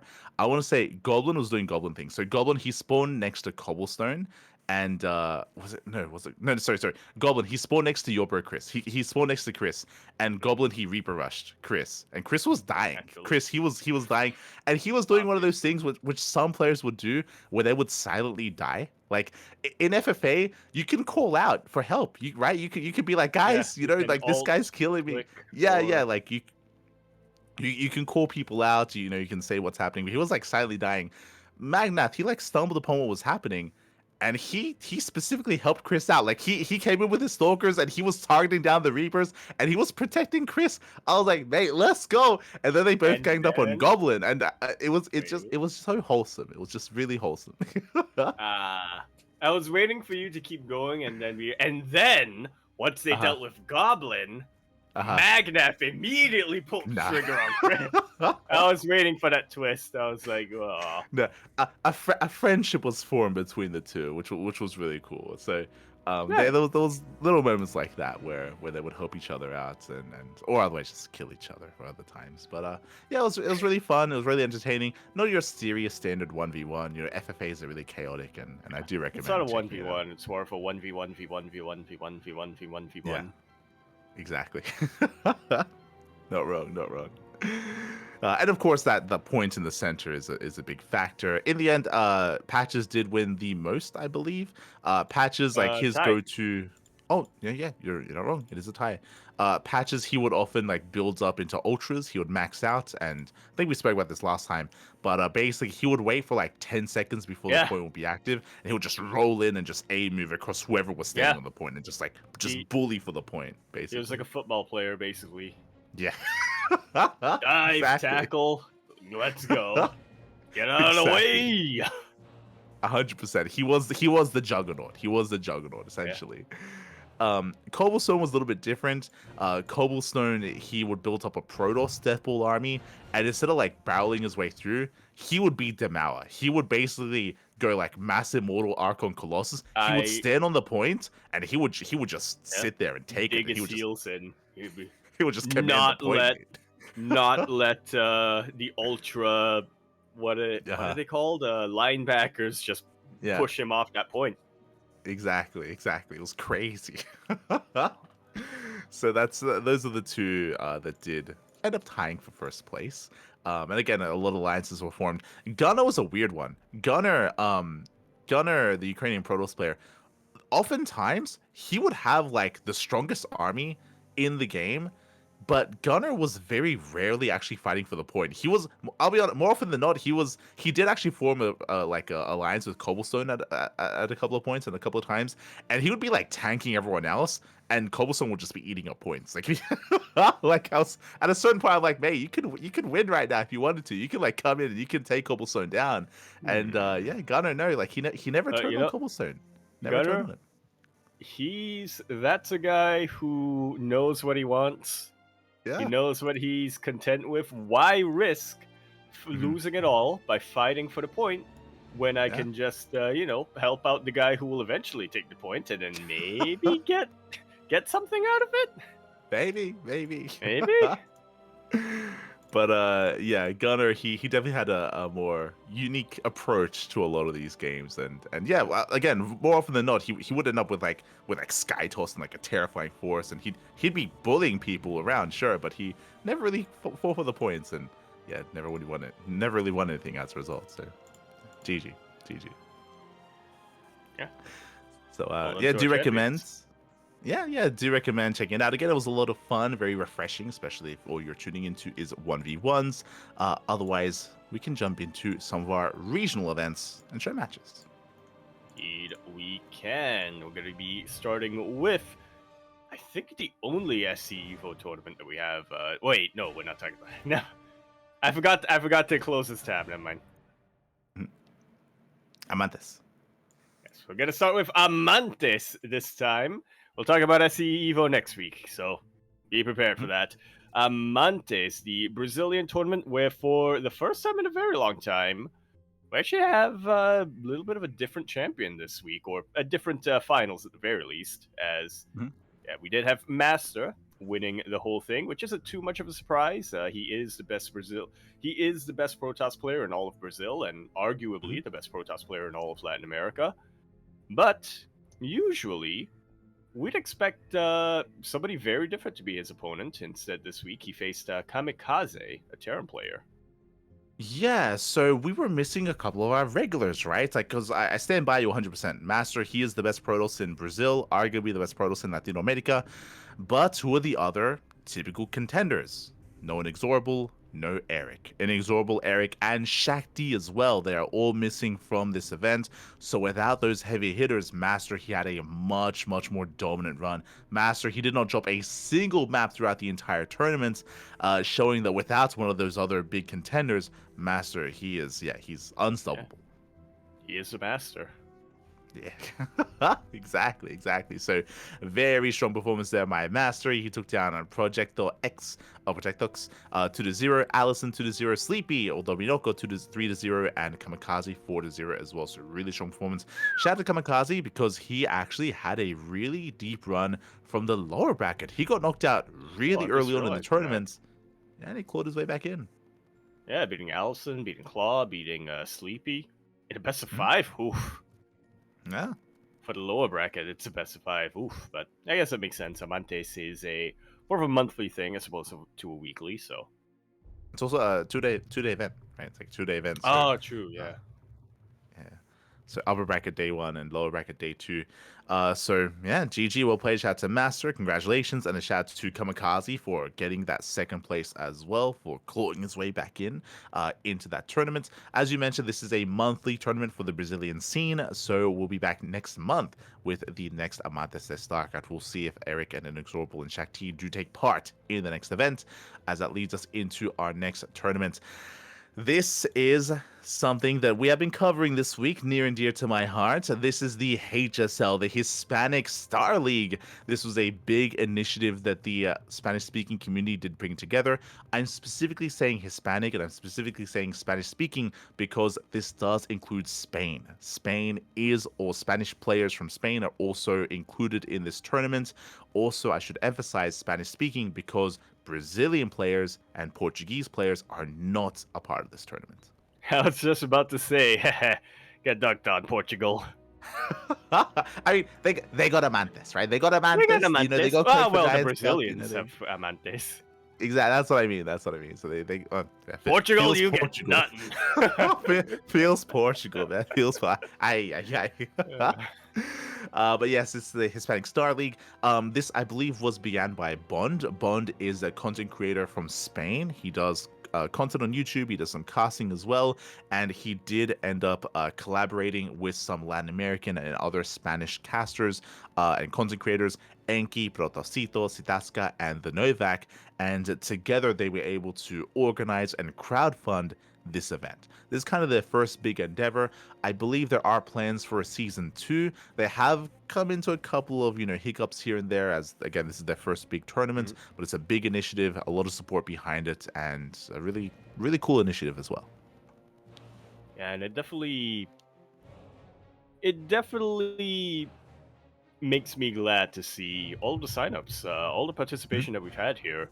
It's a really good sign that Latin American StarCraft 2 is still going, maybe not as strong as it used to be, but still going, and it's still being built on all of the passion by all of these fans. There are definitely names here that are recognized, but then there are also a couple of new faces here, which is a fantastic sign. Oh yeah. Oh yeah. When it comes to the players, just to touch on what you mentioned, I think what is a little bit bittersweet here is, as you mentioned, like this, the Latin American region was huge back in the day and has shrunk quite heavily over time. The majority of the players have retired, 100%. The majority of the players have retired and they have stepped away. But this HSL, in a way, has reinvigorated some of them, and they have returned. We did end up casting Group A to D this week, and there were a lot of players that I was like, hold on, like I haven't seen this guy in a long time. When was the last time he competed? And for a lot of them, it's been like 5 years. Like it's been a long time. Like Bombilla, like he last competed many years ago. Players like even Akedon and Special, like we spoke about Special. Yep. Special, he's sort of retired. Special does not really play in anything. Akedon, I think Special, his last tournament was EWC July of last year. Akedon, his last event was October of last year. It doesn't sound like a lot, but October of last year, that's like almost 6 months. Like it's been a long time since these guys have been playing. So like it's one of those things where, specifically for Akedon, I was afraid that he had silently retired. I was afraid that he had just stepped away and just never was going to come back. But he's playing in this tournament. It's giving these players a reason to play, to compete, and to improve. For sure. So something to look forward to. 100%. 100%. Going over these groups, again, we'll be going over the first 4 groups. The other groups have yet to be fully played out. These matches are played ahead of time. Replays are submitted, and then we do cast via replays. A lot of the players have to actually play out their matches themselves. So we'll be going over the rest of the groups next week once they wrap up. But for now, the first 4 groups have concluded, and Group A, featuring one of those very players, Special. He's back, and this is his first actual tournament that he's playing in quite some time. In my head, Special is here specifically so that he can go up against Cham. Specifically, he still has a bone to pick with Cham from that 2v2 tournament. He just wants some revenge. Yeah, there you go. It's possible. It's very possible. That's the plan. So Special, he did come out undefeated in his group in first place, which is to be expected. Even though Special is very out of practice, even though he doesn't really play or compete much, he's still very much a legacy player, and he still has retained a lot of that skill. And I'm sure for this tournament, he has maybe hit that ladder once again and is getting back into form. So really cool to see Special again. The other players I'm very unfamiliar with. Again, in general, a lot of the players from Spain I'm not too familiar with in general. So this is a great way to be introduced to them. Again, they don't even have any Wikipedia pages, so they're a lot more up-and-comers or kind of like semi-pro players. Fair Spitter did come out in second place. And Luna, Galahad, and Kevin ECU don't quite make it out of the group. Is that ECU short for Ecuador? I think so, yeah. There you go. It's so you don't confuse them with the other Kevins. Exactly, Kevin. Not from Ecuador, You know though. The other one. The other one. Yeah, Kevin. Okay. So shout out to Luna, Galahad, and Kevin. Again, Kevin from Colombia, Galahad from Argentina, and Luna from Spain, as they are eliminated in the group stage. Coming into Group B. Sorry, from Ecuador. My apologies. From Ecuador. You had me mixed up for a second there. I was like, wait. I was thinking of the other Kevin. Is ECW not? Yeah. Yeah. All good. Did I say W? I meant U. I know I said W. All good. That leads us into Group B. Group B, I don't know if you noticed, Yaku. There's something different about Akeron. Yeah. That's he's been having a couple of baguettes, it seems. A couple of croissants. Getting a little bit of that Clem in him. Because that is not Terran next that is not the Terran symbol next to his name. That's in fact a Protoss symbol. Yeah, I mean, you say he's been having a bit of Clem. He's been having more than just Clem, because even Clem hasn't gone full switch into Protoss. Akeron has. Akeron, this is something that I was really curious by. I did cover a lot of his matches to try to get a read on his state of play. But as you are mentioning, Akeron, he has been Terran historically for a very long time. Again, he hasn't really played in anything since October of last year. In his return, he did play every match as Protoss. So that's like an actual race switch. That's what I'm waiting for, right? Because he makes it in first place. I'm curious to see if he does play Protoss in the playoffs, right? Does he commit to Protoss in the playoffs? Does he switch back to Terran? Does he race switch depending on his opponent? I think it's still a little bit early to tell unless we just ask him. True, we could we could just ask him, but we'll see. They were replay classes, so they were casts, So once we get to the playoffs, because the playoffs are going to be a live cast, so once we get there, we might be able to ask him about that, and we'll find out if he has gone for the full switch or if this is just temporary. Yeah, I was going to say, I mean, since he did play all of his games as Protoss, I feel like that's a pretty good sign, but then again, he didn't really have that much competition here. I mean, not to... No offense to any of the other players, but there's a reason why I think they were all seeded here, because Akeron is pretty much the only one of note beforehand. 100%. Shout out to the others. Shout out to Peruano. Peruano, he is more of a ladder hero. I'll be honest, I've said this before, but I have noticed Peruano in months past. But I always thought he was an alt account. I'll be honest. Like on the ladder, I assumed like he was maybe like Shelby off racing or. You're like, why would anybody name themselves after Peru? Yeah, so I thought it was like Shelby or maybe Zions or maybe Neo. I remember because I was curious, and I remember I asked Neo about it. He also thought it was an alt account. He's like, oh, maybe that's like Tiratuga or one of the other Peruvian Protosses like with an alt account.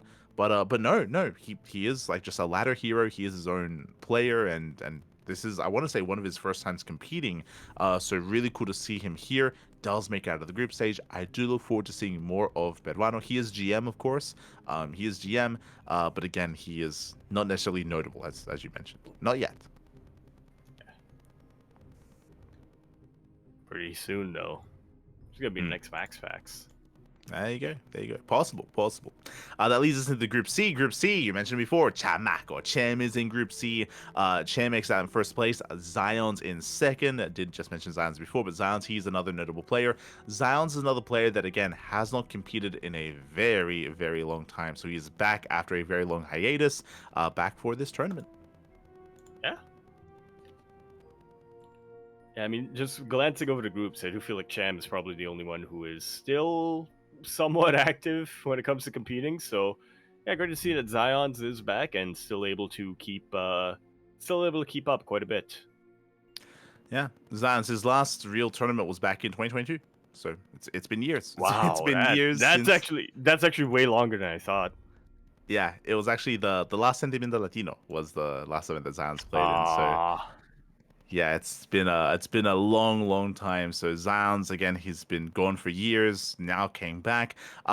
Zion's, I wanted to say that he would have a chance to maybe take a map off of Cham if he was in form. If he was at his prime, I would stand by that. But here, he's still again kind of like regaining his skill. He's still like getting back on that horse sort of thing. So Cham had a much more dominant performance over Zion's, but they do both make it through. Shout out to Boreal, Temi, and Arez for also competing. We'll have to change that up. We'll have to fix that up. Boreal? Arez, he did. Oh, Uh, that yeah. yeah. I misread. You- I I misread the O, and I was like, so I thought it was bureau, Okay. that kind of thing. And I was I like, see. I see. that's a That's a lame word. name, but then that is a Yeah. word. Hey, that's the Korean way of picking your ID. So Uh-huh. There you go. can't begrudge that too hard. But oh no, it's actually an O, so it's Uh-huh. not a word. Maybe it means something in Spanish. I don't know. Maybe. Arez, we'll have to fix that. But he did play random. He played random in every single match. Oh, He did not play Zerg. So that that is also something to take note of. that kind of explains the result then. Yeah. He cheesed every game, by the way. He went for an all-in, Oof. regardless of race. He went for an all-in every single game, and hey, he took some maps. Did take some Yeah. maps. Did definitely have entertaining matches throughout the course of the event. Does end up getting knocked out. Shout out to Chairman Zans making it through. That leads us into Group D. Group D, Mute, Bombilla, Luciano, Tiny Host, and Lillian Luna did face off. This, I would say, was a more competitive group. I do rate Luciano quite highly. Bombilla is another one of those players. Zions hasn't competed since 2022. Bombilla, he also hasn't competed in many years as well. Quickly double checking. Yep, 2022 as well. Yep. I would even go as far as say it's like 2021 actually is the last time it was probably competitive, but it's been years. It's been years. Yeah. Luciano, on the other hand, I mean that's a name that I recognize, Yeah. but because I can't actually click on it, but because he actually doesn't have a page, I can't actually check when the last time he competed in was. But I want to say it was He's more recent than yeah. Bombilla. He's yeah. Luciano, he's a more modern player. Like that's also why there's no other computer page. Luciano, he's a more recent, more modern competitor. Which is why I think it was quite close between them. Luciano and Bombilla, they went to the ace match. It was very close, very clutch. Bombilla, the experience still overcame that, and Bombilla did make it through. Yeah. Mute, also a more modern Came player. it came down to literally just one map between the two Oh of yeah. them. Oh yeah, very close between the two. And again, congratulations to Mute and Bombilla for making it out. Tough group there for Luciano. I'll be honest, if Luciano was in even Group A or Group B, I think he would have made it through. I think I think Luciano would have 100% made it through some of those other groups. But a little bit unfortunate he got locked in a group with other big names as well. And yeah, that's the first 4 groups wrapping up here. Nothing too crazy other than Luciano not making it out. And we still have more groups to come, featuring some older names as well. Yeah, El Huevos, Eggs, coming out from Colombia, Ryojin, Vortex, another Yeah. player who I haven't seen in a very long time. We speak about how Zions and Bombilla, they haven't competed since 2022. Vortex even longer than that. I know that Vortex, he did play in I think he played in like the Valencia open stage like a couple of years ago. Yep. But like the only reason he played in that was because it was local. Like he was not an active player. I want to say he retired like back in like 2016, 2017. Like he has been retired for a long time. Yeah, like you were saying, it was 2018 Valencia where he competed in the open qualifiers, and then he did play in a little bit in I think the qualifiers for DreamHack EU during the COVID era, but Mhm. other than that, hasn't been active since Hardest Swarm pretty much. Yeah, exactly. And Vortex, he used to be one of the best players in the foreign scene, like straight up. Like Yeah. Vortex, he alongside his brother Lucifron, like they were some of the best players outside of Korea for a big period of time. And they kept competing in other esports after they retired from StarCraft. Basically, Vortex, I think they went to Heroes. Lucifer and Vortex, they played for Team Liquid and Heroes of the Storm. And then they both switched to AoE 4 when AoE 4 came out. So they kept competing in esports, just in different esports. Yeah. They got that competitive spirit in them. 100%, 100%. So yeah, it's so because of that, I thought we'd seen the last of Vortex in SE2. Like unless there was like a tournament in Spain, I did not expect to see Vortex again, unless we had like another Valencia. But no, to see Vortex show up here randomly after years is crazy. And I'll be honest, I can't wait to see his games. I'm really curious to see like what he's looking like and whether he's practicing right now and how he's looking. Like I'm excited for Vortex. I'm excited. Has he kept up with the meta? Is he using more old school styles? Yeah, that'd be very interesting to see. For sure, for sure. Is this the return of Vortex, or is he just back for this tournament? We'll find out. We'll find out. But definitely a lot more to come. So do tune into the HSL. Again, shout out to all the other content creators and Spanish casters that do actually that have brought this together and have organized this. So big shout out to them and wish them all the luck when it comes to coverage of the group stage and the playoffs. Yeah. Best of luck. Mi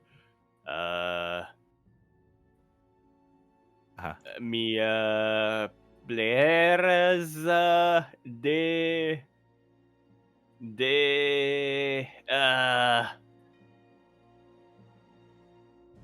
old and old y new. There you go. Gracias, fortunas. God damn it. Players. Couldn't have put it better myself, man. Yeah. Beautiful, beautiful. That leads us into our next tournament. That leads us into the 3D Community Super Cup number 3. Again, this is a relatively irregular tournament. Every now and then there is a Community Cup, more focused on the CIS region. And with that... Gusto fortunas. God damn. You're not making it any Wait. better, you know?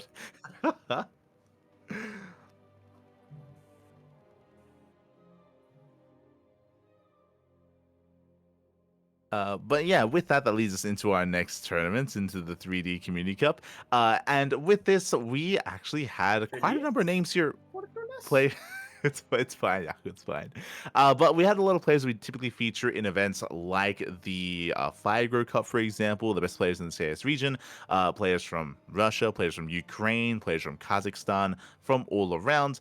And we had some crazy results, I'll be honest. First things first, in the quarterfinals, GG Machine takes down Wayne 2-1. I did not even notice that. Wow. And Shameless as well. Yo, the Machine, he's crazy. He's oh my god.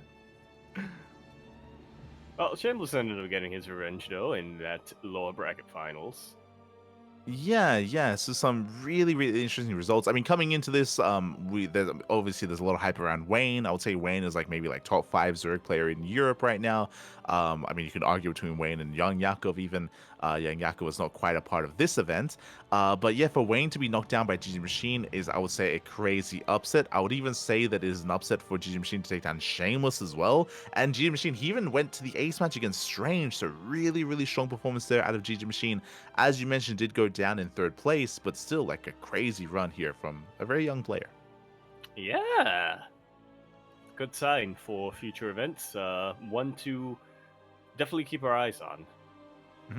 100%. Likewise, Strange, he had a more dominant showing here. He took down Nicorette 2-0, took down G Machine, and won the event 3-0 over Shameless. So Strange, he's always a bit of a hard one to call just because he does play very uniquely. He does often do his own builds and it does do his own things. So yeah, he can be a hard one to get a read on, but really impressive. Yeah, definitely the Dark Horses tournament.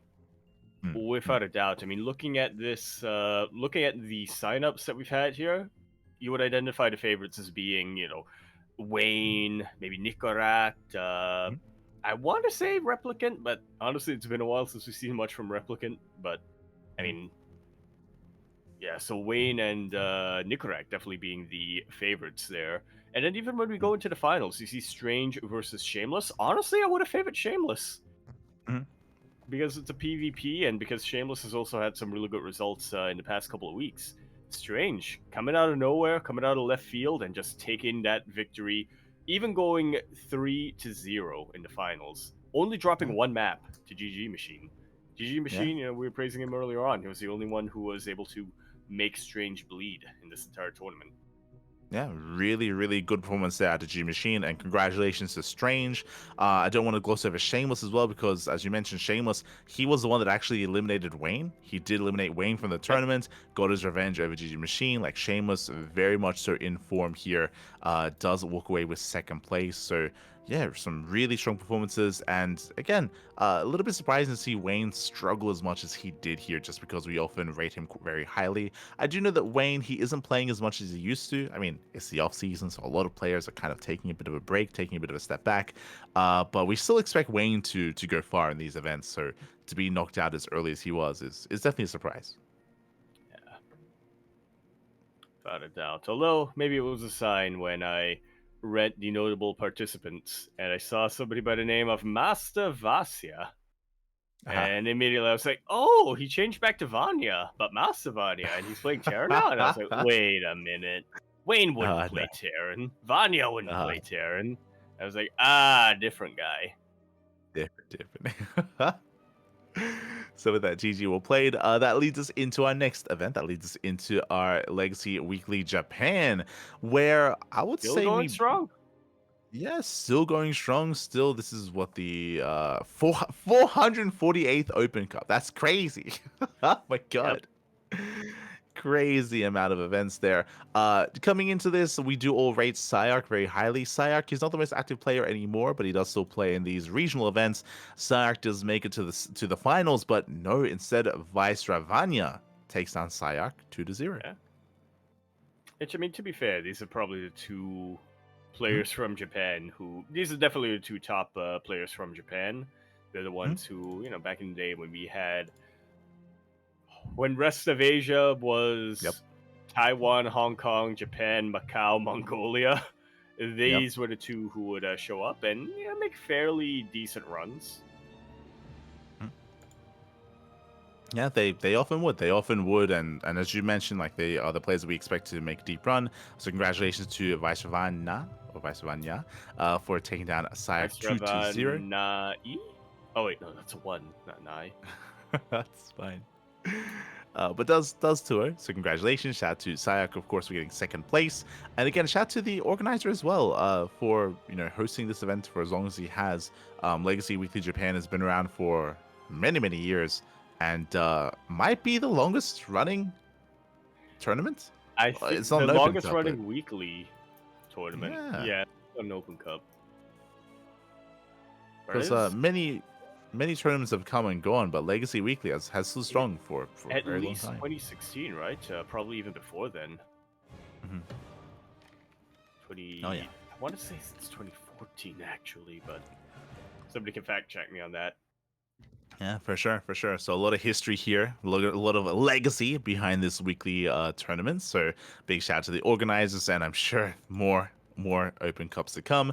Heading on over, that leads us into the Sunrise Cup. Sunrise Cup number 192. This is, of course, a regional event for the Chinese region. If you recall, I believe it was last week where we had a bit of a lackluster finals because it was a walkover. Yep, that was last week. And there were also less signups as well. But we make up for that this week, where we actually do play out those finals. We actually have a full bracket, a full tournament, and Nami steps out on top. Indeed, he does. Yeah, a little bit leaner still from what we've come to expect from the Sunrise Cup, but like you said, we don't really have that many walkovers. We can at least have a full round of 8, and yeah, we also had our, at least from the round of 8 onwards, no walkovers. So yeah, that's a pretty good recovery from last week. 100%, 100%. So congratulations to Nanami, Chiaki. Shout out to Oriana for getting second place. We do rate them both quite highly here, so they do walk out as top 2. Something else that I just noticed, by the way, which is going to come into the next tournament as well. Nanami and Oriana, they're on new teams. They are now on brand new teams. Yeah. Elpis Esport team. Elpis? Yeah, I've no idea why, Elpis. but but In yeah, Greek they're both. mythology, Elpis is a minor goddess of hope. Okay. There you go. There you go. So Elpis Esports team. Really About cool to see. of Oh which no. the Greeks felt ambivalent towards. There you go. It's fine. It's fine. But yeah, so they both do join a new team. Interesting. I did just check. They joined it at the start of the month, so we might have missed it in last week's Sunrise Cup, like when we went over it. We kind of glossed over it, but yeah, they both joined a new team. Super Kitty has been around for a little bit longer, that we have taken note of. But this new team was formed, I believe, to compete in the next tournament in the Chicken King Team League. Oh. That's cool here. Yeah, as the qualifiers were played out, I'm sorry, I say the first round of the qualifiers have played out. Yeah. I just- I'm clicking around. I'm trying to get more information on Elpis while you're talking about this, but there's very little. Oh, good. But yeah, so this is a new team that has been formed. Looking at their roster, actually looking quite powerful. So if we go over the Hold on, qualifiers where are you here, finding this? if you go to the Chicken King Team League qualifiers, the rosters are at the top. The rosters, There we go. Okay. Yeah. So we do have our rosters. We have our competing teams. We have Astartes. Yeah, we have Astartes. We have Elpis. We have Kaoda. We have Rookie Warpgate. We have PCEC, Protoss the Best, RWG, Toho Project, and we have not just Super Kitty. We have 4 teams of Super Kitty. That's crazy. How big is their team? Oh my god. Well, big enough to field 4 different rosters, evidently.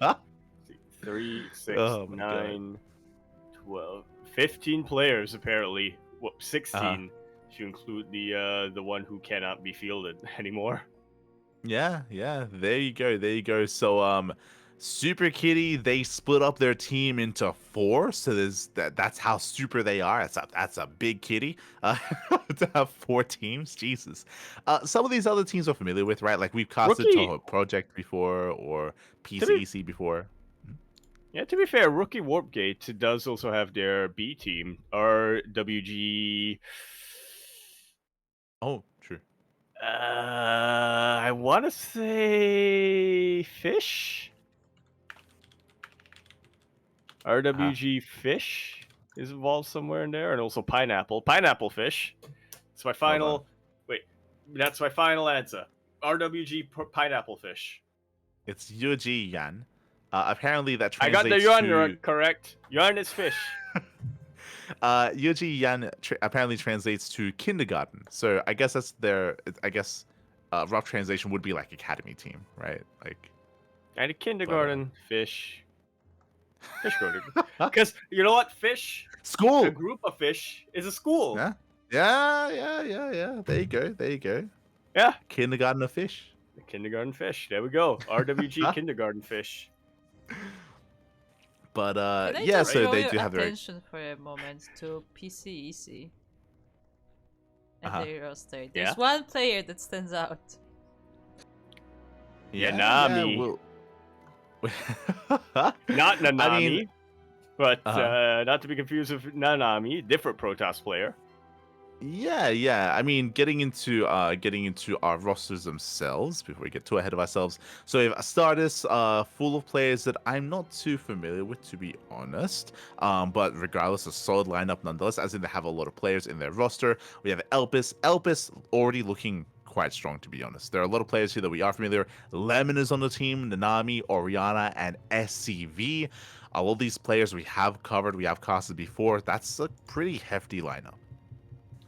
Yeah, I mean, those are pretty much the most active players in the region, right? At least right now. Mm, Nanami and Oriana, again, they were in the finals of the recent Sunrise Cup. Lemon mhm, competes in it mhm. a lot as well, and SCV is somebody who you will find every now and then in those regional cups. And yeah, they tend to also make fairly deep runs whenever you have a like an Asia qualifier for something. Mhm. Maybe not Yeah, I quite mean, on the same tier as somebody like Lancer and the others, but very, very close. Just maybe half a step or one step below that tier. yeah, I mean, SCV. I think he was even fielded like once or twice in WTL for Mystery Gaming. For Mystery There you Gaming, go. he was on their team. I'm actually just double checking here because Mystery Gaming. It looks like SCV. He actually left Mystery Gaming at the start of the month, so it looks like just to join EL, just to join his new team.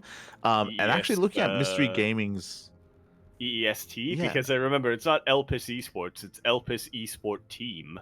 yeah, it's a little bit East. confusing. But quickly checking the Mystery Gaming roster, it looks like they have for the most part traded out a lot of their players. Like Mystery Gaming used to be a pretty hefty roster with Bunny, with DRG, with Shin. Like they had a strong team at one point. But a lot of their players have actually since left, and Nashin, I would say, is the only player remaining that is of note. And even then, Nashin, I think nowadays, or Nazin, is inactive nowadays. Yeah. Coffee apparently was on loan? Or wait. Yeah. I'm not entirely certain as to how that works out. Maybe he was technically on both. I think he joined All Gamers, but Yeah. he could play for Mystery, Yeah, because it or was one or the other. yeah, that's what I was confused on was what confused me was I wasn't sure if Coffee was on Mystery and then loaned to Hmm. All Gamers, or if he was on All Gamers and then loaned to Mystery. But Hmm. yeah, he Yeah, was on All Gamers and loaned to Mystery Gaming for some event by the looks of things. yeah. But from there we can go into the rest of our roster. So yeah, just taking note that Mystery Gaming, for the most part, doesn't really have a roster anymore, which is a bit of a shame. They've been around for a long time. Instead, a lot of other players have kind of joined and created their own teams. So we have Elpis looking like a very hefty team. We have Kaoda, who has some notables as well. I believe we have casted Turn before, and Ghost we have seen have some decent results in Sunrise Cup, but a No, smaller roster is what I will say. none of them have played apparently. So Hmm. There you go. None of them have yet played. We Yeah, it also have was. PCEC, which is a team that we are more familiar with. But as Guro did allude to, there is a unique player here which came out of nowhere. Apparently, Mixu joined the team. yeah, not really sure how that came about, but he did join PCEC in Start of March, start of this month.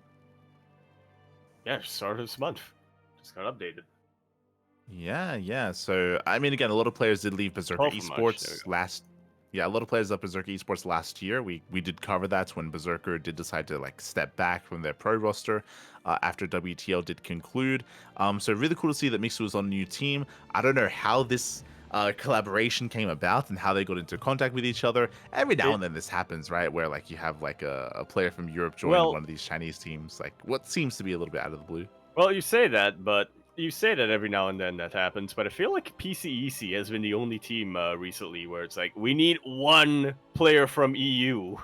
We don't care who it is, but we need just one because yeah, they also had Moja for a while. They also Yeah, had yeah. Stasis until the start of the team, until the start of Chicken Team League, and then Mhm. Stasis left. So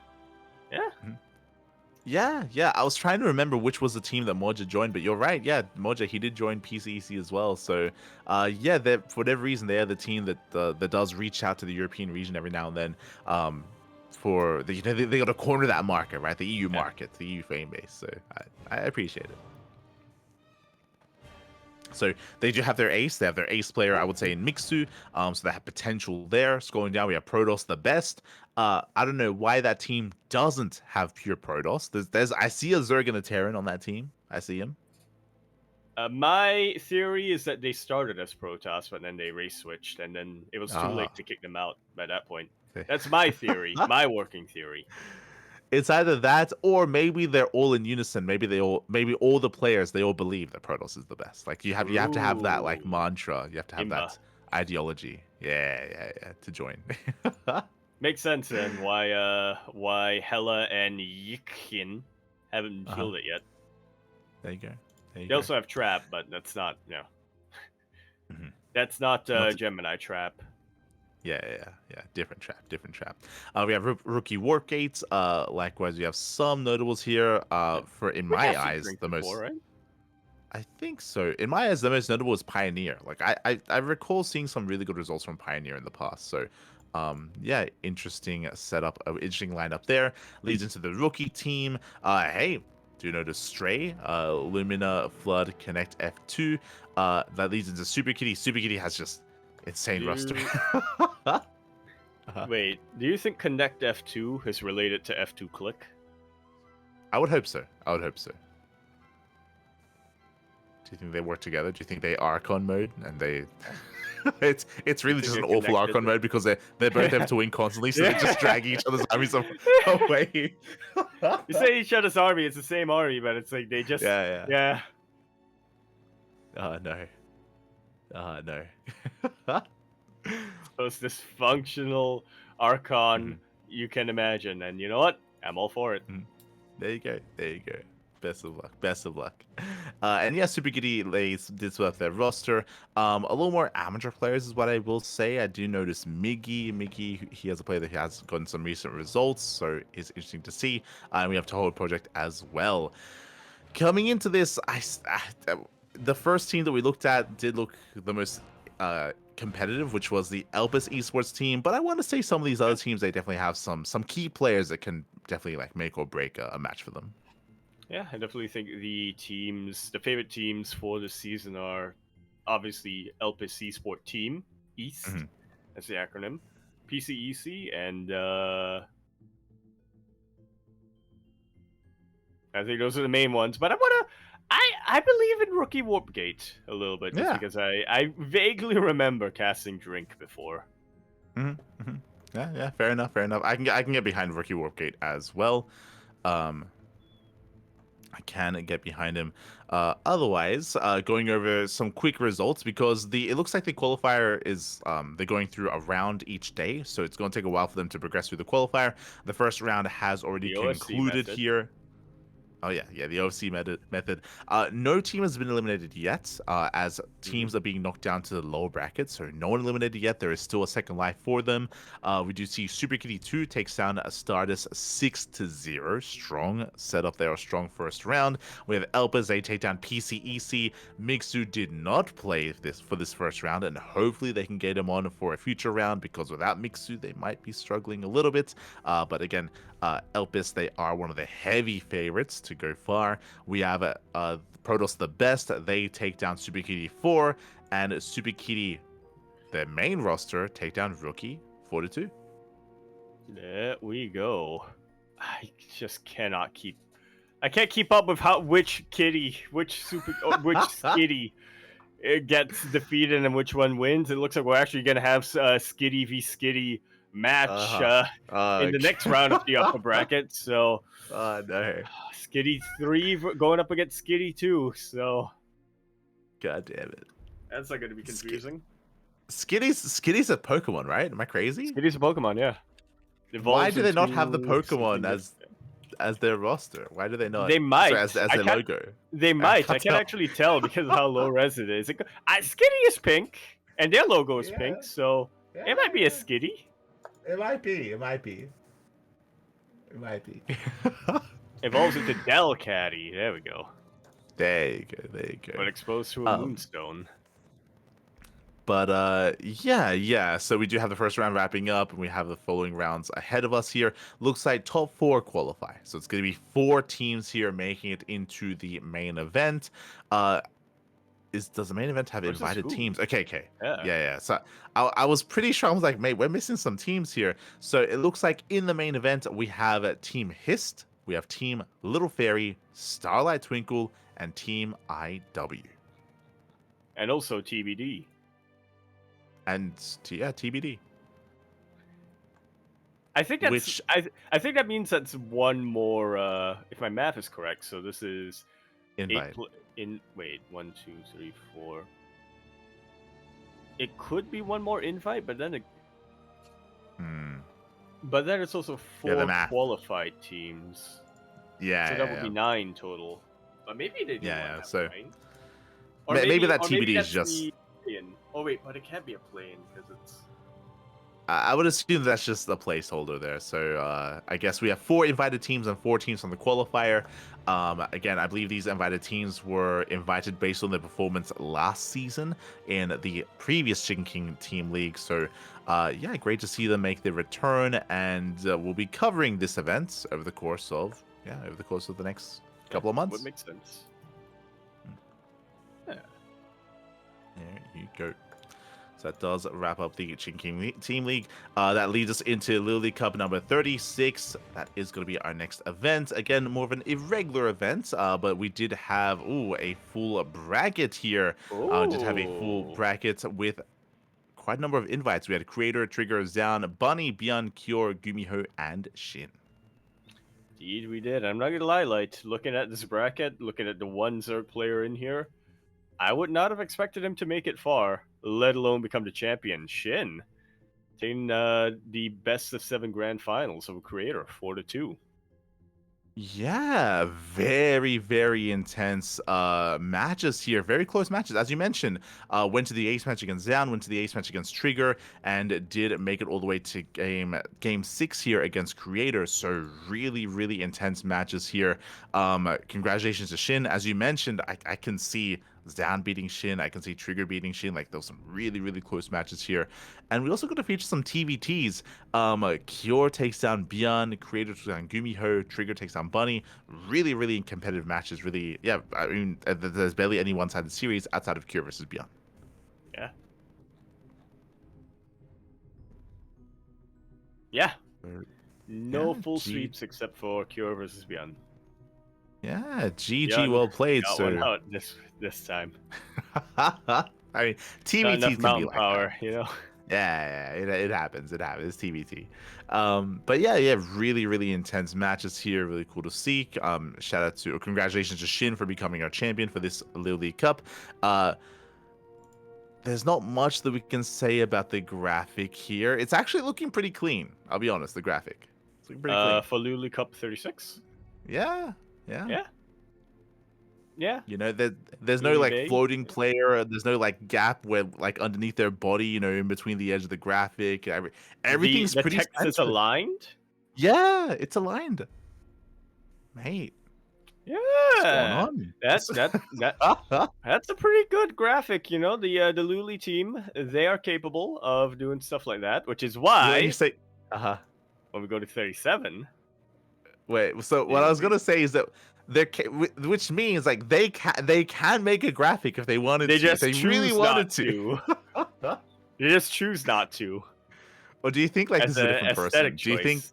Do you think like No. I every think it's other the same week? guy, and I think it's the same guy, and yeah, he just chooses whether or not to make the graphic clean or to, put his own little spin on things. That's how I'll Oh put it. no. Oh no. Which Well, is let's find definitely out. what he did for 37. Yeah, coming into 37 here, it was a show match between SCV and Kingslayer. Hey, we just covered SCV.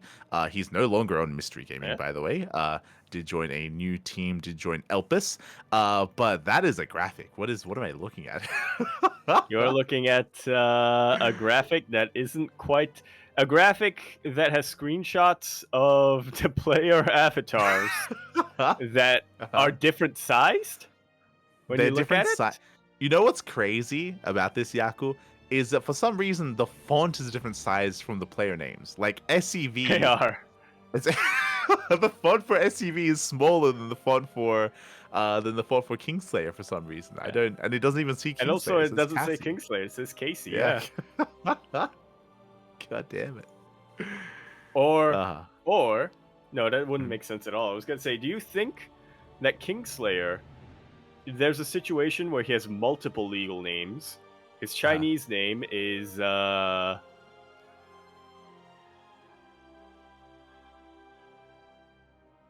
that looks like melon to me. Uh-huh. Because I remember specifically being taught that the character for watermelon is meant to resemble what an actual melon looks like. So Sure, sure. that's What I was possible. gonna And say then he as also well. has another. And then he also has his Roman name, which is Casey. And then his Yeah. in-game ID is Kingslayer. And I was gonna go by that, but then I realized, nobody's name is SCV. It's not. SCV is the in-game ID. So Yeah. The other thing, I don't know if you noticed, but the graphic itself isn't centralized. What I mean by that, there's it like a isn't centered, massive yeah. gap between On the the right image side. and name of SCV on the right side compared to Casey on the left. Like this, like there's a lot going on here. This, god damn it. It's an aesthetic choice. Also, the text isn't Uh-huh. centered for the name No, and the date and no, the series, no. and also the name of the the tournament at the top. You Yeah, notice that? yeah. Because Yeah. honestly, it's sort of been a perfect triangle. True. You could True. have triangled it. You but, could have made it a triangle, yeah. It's left alignment. But no, we're going with left alignment for this one. Like this is where Yaku, this is where I appreciate your art. I appreciate. You know what? It's still I kind of a appreciate your triangle. background. It's still kind of a triangle. It's just not Yeah. a whatchamacallit triangle. Yeah. It's like a it's isosceles obtuse. triangle. Obtuse triangle. Yeah. There you go. Or acute. Yeah. But anyway, so this was a show match. I got the Tempest over here, Yeah. I got Hero You mean the Phoenix? over here. He's I think that's a Tempest. It could be. Is that a Tempest? Did I draw a Phoenix or did I draw a Tempest? Because it has like the orange. It does. Oh, true. That's a Tempest shot. But it could be a Phoenix. There you go. Is this? I think it's That's a Tempest. patience, right? Yeah, that's the spirit of patience. Yeah. He's haunting Hero. God damn it. You can I could tell it was patience because of the GGG logo, but also because of the Blink Stalkers. Yeah. I can see this. I can see the Stalkers. Yeah. And the DKZ logo. Yeah, for sure. Wait, why am I pointing? Then also there's a little Beautiful. snack here in the drawer. Yeah, he is a D-Gen. But anyway, this was a show match. This was a show match between SCV and Kingslayer. We did have a best of 7 between the two. Yeah. Which I gotta say, I appreciate that. We're getting these two players who I feel like haven't been highlighted. Haven't been really highlighted yet by the Luli guys. Yeah, exactly. They haven't really been showcased too often here. Maybe a future Basilisk Big Brain bouts, maybe are in the works. But yeah, SCV showing his prowess here, does take the series 4-0. This does bode well for his future performances in the Chicken King Team League as well. SCV looking very in form, and with that does claim the win, does walk away with the 4-0. GG, well played. That will lead us into our next event, but we look forward to seeing more of the League Cup and their graphics because they're very hit and miss. They're very But they're very hit and miss, but we love all of them. We do love them. We appreciate them. They're beautiful. Beautiful. Before moving on, though, I actually clicked on our player profiles here for Kingslayer because I wanted to know more about the names. I like that there's a line on his profile that says his former main ID is Solarium. His other IDs are Eternity, which is the same as a Taiwanese player, and Kingslayer, which is the same as a Canadian player. There you go. It can be hard finding a unique ID. It can be hard at this point. It's been a long time. Well, say that. I haven't encountered another Yakuza. True. You have encountered a few proper Yakus, though, but yeah, it's in a different game.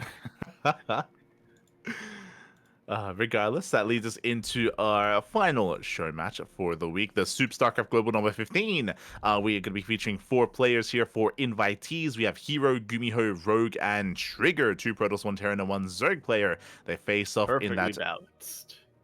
4-player bracket, best of 5s into a best of 7 grand finals. Yeah, this time won by Hero, which I don't think anybody's too surprised by. Hero is definitely one of the absolute top players right now, and he is the favorite coming into this. But I gotta say, Rogue definitely made him work for it quite a bit in the semifinals. Oh yeah, yeah, did make him work for it, which again is really impressive. I think we said this last time we saw Rogue in a tournament, but Rogue, he has been getting some really impressive results. He hasn't been winning anything, but if he goes down, he typically goes down swinging. He still looks quite impressive against some of the other top players, whether it's players like Hero or even like a Max Pax or a Clem. Like Rogue, he typically looks quite strong. Does not end up making it past them, but does make them work for it. So really cool to see. That does bode well when it comes to Rogue's performance and Rogue's state of play. And yeah, we might see more Rogue in the future. Hope to see it. Yeah, definitely hope so. Yeah, with that, GG will play to Hero. As you mentioned, Hero did come into the heavy favorite. Hero does walk away with the bulk of the prize money. Looking at the graphic for the event, I mean, just the contrast, right? Like, like here, it isn't just that like they've got like the proper names and like they've got the proper graphic. I appreciate the next step where they actually add like a filter to make it look like the green like light is actually like affecting them as well. Like it actually looks pretty professional. Like it's impressive. I was gonna say I actually don't like the filter. You don't like the filter? Like, man, why are I they don't all like so the green? filter because like I don't like the filter because you look at Trigger's shirt, that should be black, but it's got like a weird tint over it, and I'm like, I think like the filter is it's a way to, I believe, because all the photos have different lighting, it's a way to try to like homogenize it to make it look like it fits together. balance it. But right, yeah. But Give you that illusion. the Okay, side okay. effect is it does make everything can- green, of yeah, course. yeah. Instead of... Okay, I can see the rationale behind that. It's a Yeah, tough yeah. choice to make. Do you want bad lighting or do you want a weird filter? And I think the lesser and evil consistent. there is always the filter. Yeah. Yeah. Okay, I can get that rationale.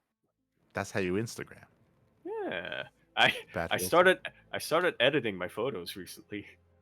Or the Oh, random nice. photos I take, the random photos I take on my phone, not my selfies. Those are pure, unfiltered. And I've no. dabbled in taking pictures of rain, of landscapes, and editing them. So okay, all right. I'm good at taking these. Not When the you player said- rain. Yeah, that's immediately my mind went to the player. I was like, He doesn't know I'm taking pictures of him. That's how StarCraft brain I am. You're like, yo, I'm taking pictures of the rain. I'm like, damn, like, where are you finding it? Like, in Singapore? Did you My brain immediately went to went Pavlovian after I said that as well, because I was like, I wonder what he's up to now. Yeah. And the minute I said I took pictures of the rain, I'm like, oh, rain. Yeah, When you're unactivated. We'd have to talk about rain. It's the time in the show. Fun fact: we're not gonna get too far into it, but I believe ASL qualifiers concluded, and I think the groups were just shown. And Rain is actually still competing. It's still competing. It's still actually looking pretty good in Brood War. Still competing in the ASL, right? Or yeah, I guess now the SSL for Brood War. Yeah, I heard that they switched to SSL, but I think they want to switch back to ASL. I don't know why, but I think they're in the talks because there are too many SSLs. Yeah, it's true. You're not wrong. But regardless, Rain is still going strong. You know, he's still got his fangirls. Still got his stream. Everybody, Gur, he talked about Flash being the greatest player. You still got a couple of people saying Jaedong. Nah. It's always been Rain. Rain, mate. It's always been Rain. Rain, he's my greatest. He is. He's my goat. He's my goat. Let's go. With that, Super Global. That's one of the few, I was gonna say one of the few who I think who I think exist in both. When people talk about the greatest players, he's in contention for maybe not shortlist. Maybe he's not shortlisted for StarCraft 2, but he's definitely. There are conversations of how good Rain is in SC2, and also in Brood War. So one of the only ones who was competitive in both. Exactly. For sure. So again, we'll be catching up with Rain later, I guess. Oh, mate, Rain! I can show my photos. I was gonna say we'll catch up with Yaku's totally nuts sus photos of Rain. As we do wrap up our Super Global, that leads us into our OC events. OC events here for the week. We have the OC Elite Rising Star number 14. We, of course, have this event featuring our amateur players, our up-and-comers, I should say. And looks like we have the wrap-up of our first round. Did we talk about this last week, though? We did. Because But I I think only remember, some of the I remember matches. we were talking about, like, okay, we're waiting for Jumi versus Hydra. Because I remember that was what we were Yeah. waiting on. Yeah, we're Still still hasn't waiting. happened yet. I'm still waiting on that, yeah. We're still waiting. Still waiting. Maybe the lower round. Maybe the lower round? There were some updates? For the lower bracket, Not there might be some updates. Yeah, not quite, not yet. But I do agree. Some of these results are familiar to me. I think maybe so. Yeah, I don't think there's been an update actually. Be honest, because I agree. I remember seeing Night Phoenix over Shameless and being really impressed. Because Night Phoenix has been a little bit less active. Right. I remember seeing Inexorable over Renny Hour. Giving a shout to Inexorable. Okay. The corrective Okay, Asbestos. here's the disclaimer. I've seen on the tier I- calendar that today, right before the podcast, there were supposed They to be were some matches supposed to play, casted. yeah. Okay. But it's a Okay. possibility that it didn't happen because there's no That- like okay. matches listed Yeah. on the calendar event. So Yeah, maybe it That- didn't happen. that- I don't know. That's what it was. They were scheduled to be played, but Hmm. for some reason they just maybe they did play it out, but just didn't Uh-huh. update it. Mate, It's it just- could you know be a what? case of that. So Just a reminder, it's going on. It'll Yeah. take a couple of months. It'll. yeah, I actually We'll just get there. noticed this. I just noticed this on the Wikipedia. If you look at end date, Mm-hmm. 2025-12-31. So I like that they've actually given themselves that buffer this time. Yeah, They realize how yeah. long it can take. So, Exactly. yeah, they're giving They're like, themselves you know a what? lot of time. It'll be done by the end of the year. Yeah. It'll be done. You know, and I believe him. You Yeah. know, it'll be by December. Should be done. Should Yeah. be. TM. God damn. We'll It get there, won't we'll get go on to 2026. That's the guarantee. there. Hey, It God, won't that's drag the on into 2026. Good. As up next, that leads us into the OSC King of the Hill. OSC King of the Hill this week. We did have it covered by Indy, and oh my god, we did have quite a number of competitors here. We did see Ooh. Geralt returning as the King of the Hill. Takes down Lunacy, takes down Mana, and then we had Cham making his return once again. A lot of back and forth this week, which is always cool to see. Cham, yeah, as you said, took out Geralt and stayed on for a little while, but then got beaten by Jumi in match 5. Jumi went on to defeat Night Phoenix, but then got defeated by UED Soldier, who went on, I think, the longest tied for the longest win streak this week, taking down Percival after Jumi and then taking down Shameless, which again, huge surprise for me. Shameless, I rank him as having one of the absolute best PvP in Europe right now. But UED Soldier went on, fell to Solar, who also was able to defeat Aerok Fire, but then got defeated by ByuN, who then got defeated by Creator, who went on tying up a 3-match win streak with UED Soldier after also beating Nicorakt and Jumi. Yeah, this is a surprising one because Creator, this might be his first OC King of the Hill. Like Creator, he's not a regular. He's not a regular in these tournaments. So seeing ByuN, seeing Solar, I mean, we see them more often than not. But Creator definitely came out of left field for me. So GG, well played, Creator. He is the final King of the Hill. And he is on that grind. And we might be Back seeing more of next week. Creator in the future in these OC events. I also find it very fitting that Creator and ByuN played against each other in King of the Hill. Mhm. They are the Mountain Brothers. Oh yeah, exactly. So and so likewise ByuN and Solar. I don't know if you noticed, but ByuN and Solar, they're becoming rivals. Like they've been playing A quite little often bit, as of yeah. late. Yeah. Eventually, ByuN's gonna take him on a hike with Creator. Oh no. I mean, maybe it was a secret to his redemption arc. Maybe he Maybe. went on that hike. Yeah. He attained enlightened. enlightenment at the top of that. Yeah. At the top of that hill. Let's go. I like the idea of a Zerg, a Terran, and a Protoss traveling together. Yeah. Like that's it's nice. I like it. It's balanced. But with that, congratulations to Creator at the end. And again, as you mentioned, just a really intense back and forth between Cham, between Jumi, between Solar, ByuN. So really great to see all these players facing off, as we did mention. So congratulations to Creator. That leads us into our Open Cups for the week. As a reminder, the TLMC voting has already closed, but this Sparkling Tuna Cup and a couple of these events did feature the TLMC maps in the lead up to that event. Or to the voting. Indeed they did, and we got to see, we got to showcase a lot of these newer maps. We got to, we did, I believe, 8 of the maps last week, and then 8 of the maps this week. So we had a little bit of that alternation, just to be able to get a sense of, how these maps actually play out, and which ones we wanted to vote for. Exactly. For this event, we featured Antimatter, Incorporeal, Killswitch, Selaganea, Spirit Crusher, Steam City, The Grid, and Torches. So 8 fresh maps from the TLMC.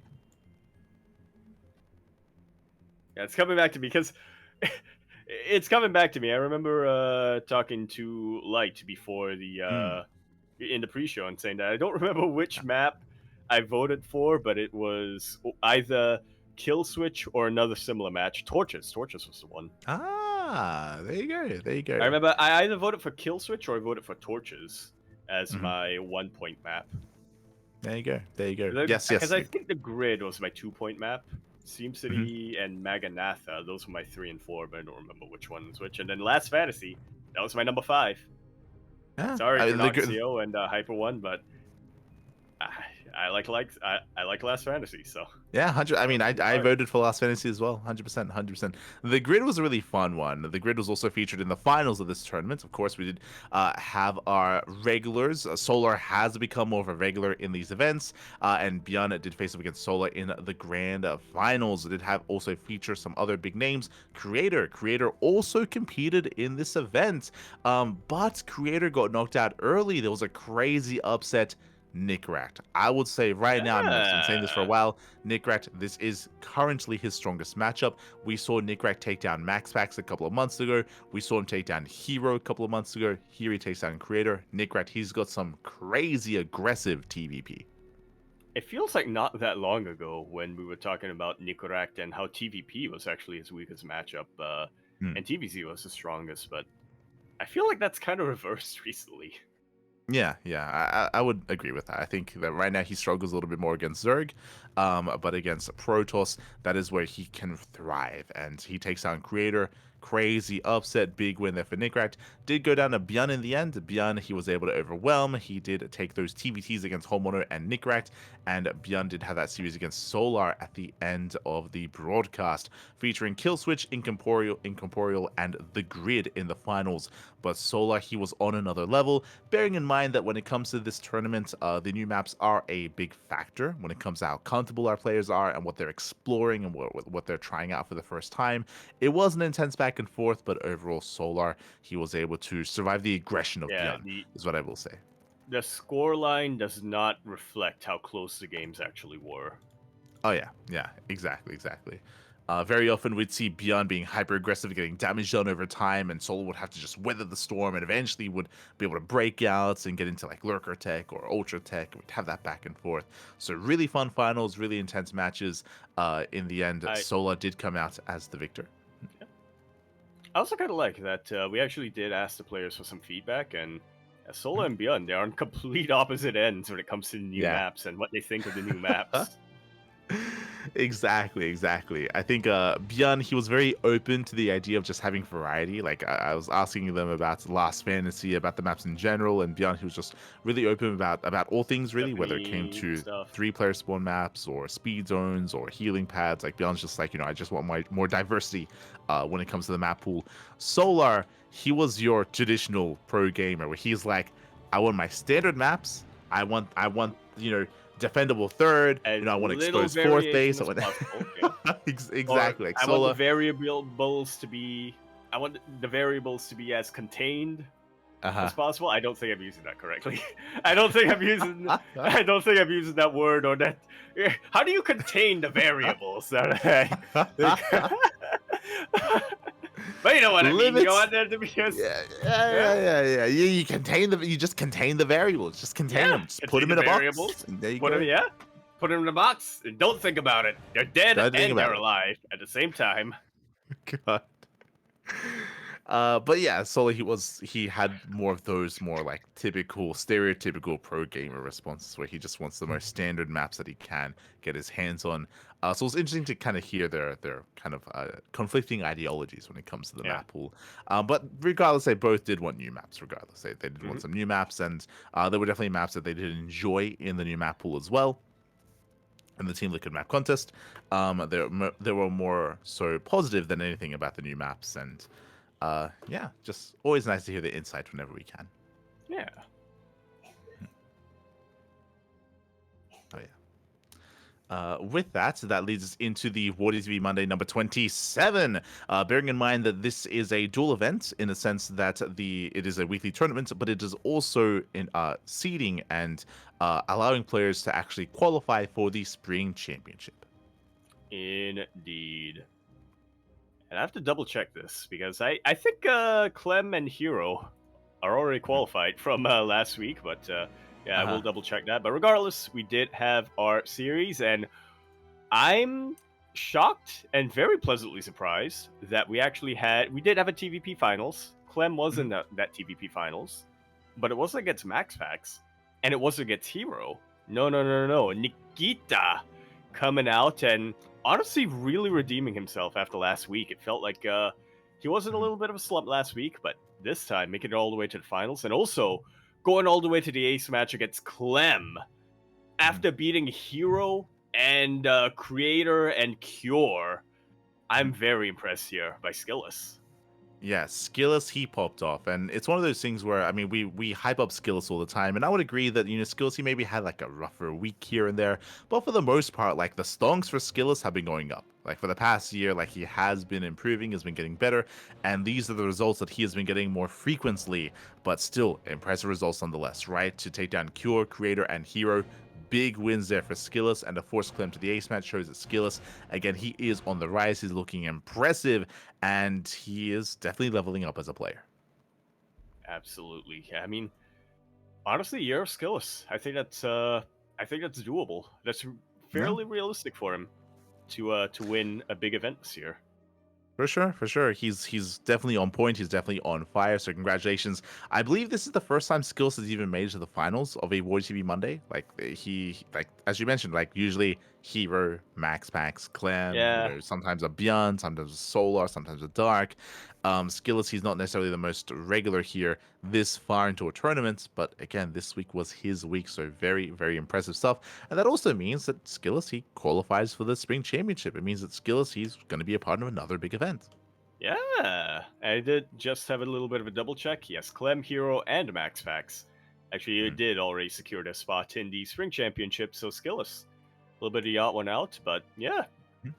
I'm excited. I'm excited that we're going to be seeing more of Skillus in the Warrior TV Spring Championship.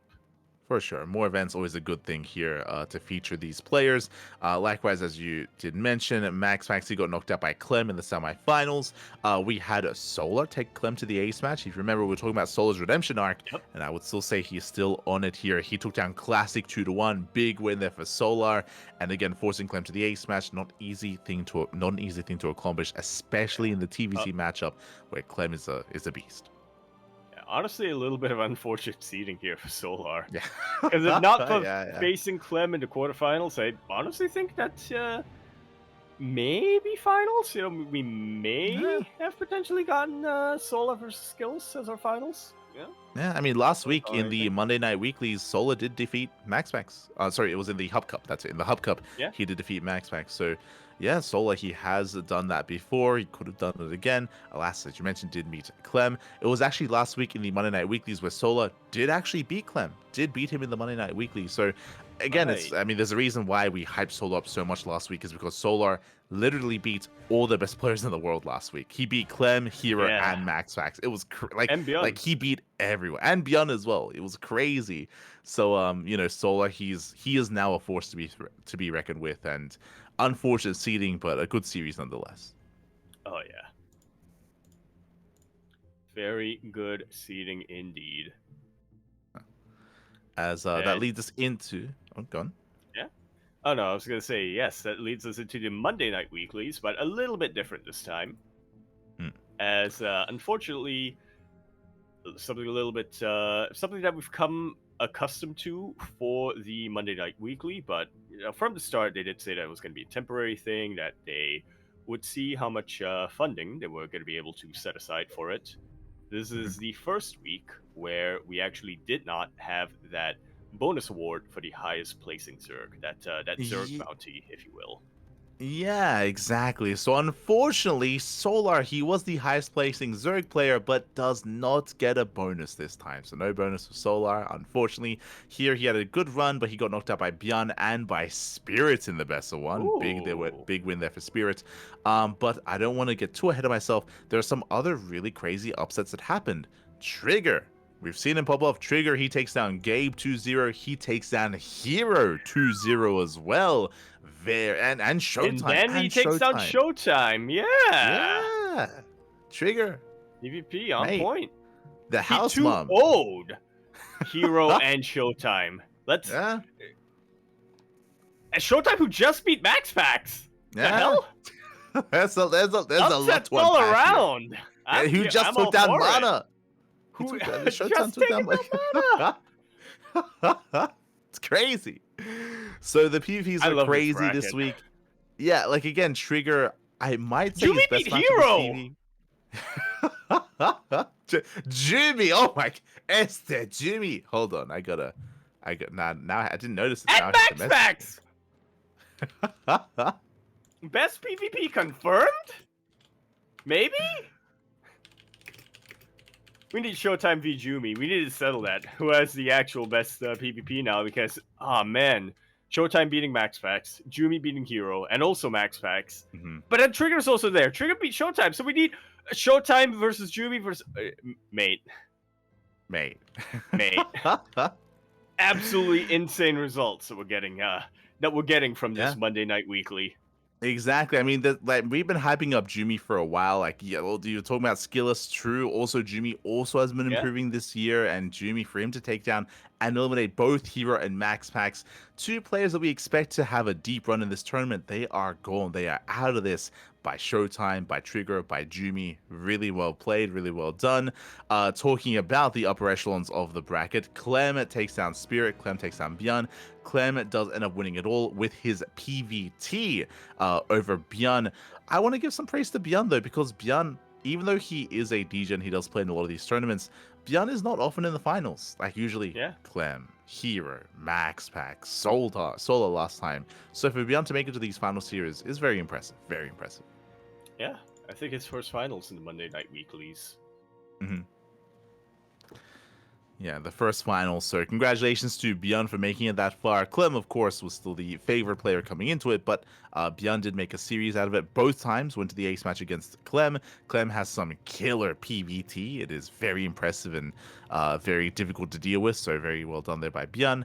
And shout out to all the upsets, as you mentioned. Just a crazy turn of events here. Trigger popping off, Jimmy popping off, everyone popping off, except for Hero and Max Pax. Yeah. I mean that's the thing, right? In order to have an upset, somebody has to get upset. Yeah. Exactly. Someone's gonna get upset. You can't pop off if you don't without somebody else. What's the opposite of popping off? What's the opposite of popping? What's the opposite of pop? Inflate? Wait. Wait? You have pop weaseling on? No. Because you have pop goes to weasel, right? So I don't think that's quite how it works. I don't think that's how that goes. But regardless, Popping GG will on? play to our no. finalists here and to the upsets that did occur as well. Very well done. That leads us into the Biggest Star Monday, number 23. This was that following morning. We did see Solar getting his revenge. He did go down to ByuN in the previous event, but here Solar takes down ByuN in the quarterfinals. Solar once again takes down Hero, by the way. Takes down Hero in the semifinals. Big win there for Solar, and he does fall to Max Pax in the grand finals. Did make a series out of it, but Max Pax does take the win for this Biggest Star Monday. Yeah, I mean, he was coming in as a favorite regardless. Max Packs, I mean, but yeah, I think most people looking at this bracket would have expected Max Packs versus Hero, but Solar prevented that PvP finals, so we are forever grateful. Oh yeah, oh yeah, exactly. Did prevent that PvP finals, which we are getting more accustomed to, so we appreciate it. Quickly, don't want to gloss over this too much. Dark played. Dark is Yeah, very made a inactive. fairly Like deep Dark run. doesn't. Yeah, and Dark, he doesn't play in many tournaments right now. He plays in I mean, he very rarely signs up for these events, mainly in KSL, really. So to see him here in the Pixel Monday was a treat. Did make a deep run, as you mentioned, went to the ace bench against Max Pax, which is not something that we expect. Like, I would rate Max Pax with a much more dominant showing, but Dark, he was able to definitely make a series out of it. So GG. We almost had another Hero Dark finals. I want to point that Almost. out. Almost, but yeah, Solar and Max Packs prevented that. Gave us a very different PvZ. Mhm. Oh yeah. Exactly, as that leads us into the Pixel Festival number 5. We wrap up the event. I Yes, believe at the time we were like and halfway through the playoffs last week for the yeah, podcast. we were making some predictions, and I gotta tell you, Light, I'm smiling, but I'm in fucking shambles. If you remember, when we were going through the podcast, Zan versus Shin was mid-series, and I want to say that Zan was ahead against Shin. He was like up 1-0, up 2-1 or something like that. But He was the up 2-1, reversal yeah. did, yeah, 2-1, and the reversal did occur. We do see that Shin did end up taking down Zan in the end, 4-3. Went all the way to the ace match. Did go all the way, but in the end, Shin does take it. Yeah, and I gotta tell you, Zan would have been Cyril, and Zan would have been Clem. Uh, He would have should have been done it. He would down. have done it. He would have done it. Should have been down. Yeah. But Come, yeah, come. very. So yeah, very well played to Shin for actually managing to derail the momentum of Zan there. Very, very close series. I don't want to take that away from Shin, as you know, as disappointed I am with that result. I don't want to take anything away from Shin. Did have a series against Cyril, and did manage to take a map off of Cyril, but this is a Cyril who was on point because for the first time in a very long time, actually I want to say in the first time in over a year, Cyril actually managed to defeat Clem. Yeah, I really want to watch these VODs actually, because Clem and Cyril have a very unique dynamic in TVZ, very unique, and I'm curious to see how that TVZ has changed since EWC. Right, I'm very curious. So I would love to see CWC is its those. home story cup even. Yeah, true. Yeah, Home Story Cup's the other big one as well. So I'd love to see how they do compare to each other nowadays. Meanwhile, I mean, Clem, he did have some very close matches. Went to the ace match against Max Pax. He went to the ace match against Hero as well. There's a world where we could have seen a Protoss in the finals instead. Like, there's very much a world. Both Hero and Max Pax came very close. And I think this really bodes well when it comes to the best players in the world. I think right now I would say, who are the best players? Yeah. Hero, Max Pax, Clem, and Cyril. They are straight up the best players in the world. They are the top 4. And you can see just how close they are to each other here, at least in this tournament. Yeah, this is a pretty good way of gauging that. Mm-hmm. I feel like, sure. yeah, I think I would agree with you there. Max Pax, Hero, Clem, Cyril are probably at the top tier. And then just below them, I want to put ByuN. I want to put ByuN and Classic, Shin, and Zaun in there, but I think we would need to see a bit more consistency from players like Zaun and Classic and Shin before we can really confirm that. Yeah. Like I can very comfortably say like that these are the top 4 players in the world. Some people might bring up like, what about Maru? The problem with Maru is that I think we spoke about this last week, that he's been very inactive. And when I say inactive, not just that he isn't playing in tournaments, but in the 2 events that he did play in, he underperformed and underdelivered. I mean, it's this tournament here, Pixel Festival. If you look at the group stage, he came out last in his group. Like Maru, I think if you remember, we speculated that maybe because of military service, he was maybe focusing on that. Some uncertainty going on there. Exactly. So because of that, it does seem like Maru is out of shape at the moment. Of course, we did confirm that Maru has been discharged from the military, so he cannot focus on StarCraft. But that may have played its role into Maru's performances, both in Pixel Festival and in Little League Cup as well, where he got knocked out by Lancer. Where Lancer did eliminate Maru. So again, it's just some lackluster performances as of late. I'm sure when and if an offline event does occur, like an EWC gets announced, Maru will be back in form, but that is currently not the case, at least not for Maru.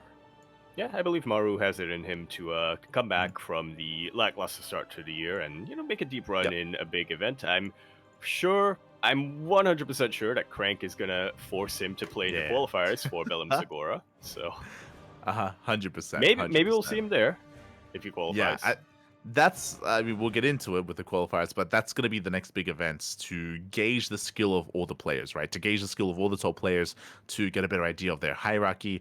If you remember, it started with Mass Coliseum, into Little League Cup, into OSC Season 12, into Pigsty Festival. Up next is Star Segura. Yeah. Oh, that at least we have confirmed. That is going to what's an event that's going to happen. Oh, yeah. Yeah, exactly. EWC.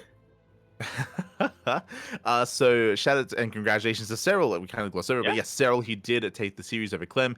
Very close, went all the way to game 9. Crazy. Yeah. Zerg not weak, confirmed. There you go. Exactly. Very, very close series there with Clem. Went all the way to the ace match. Again, I'm really, really curious to see how that series played out and what it was looking like. I'm excited to watch those matches. So we'll get there, of course. But yeah, overall, GG, well played. Really, really fun tournaments. I mean, this is the best you could have hoped for. The amount of ace matches in those playoffs are what you want in a tournament. Oh yeah. Especially in the best of 9. I mean, that's 9 full games. Why would you not want more games? For sure. With that, leads us into our next tournament. That leads us into our next online event. That is the Rex March Madness. Shout out to Rex, of course. He is near and dear to our hearts. Rex, he did recently run his own event. We covered his qualifiers last time, and the group stage has concluded. The playoffs are going to be next week. Indeed they are.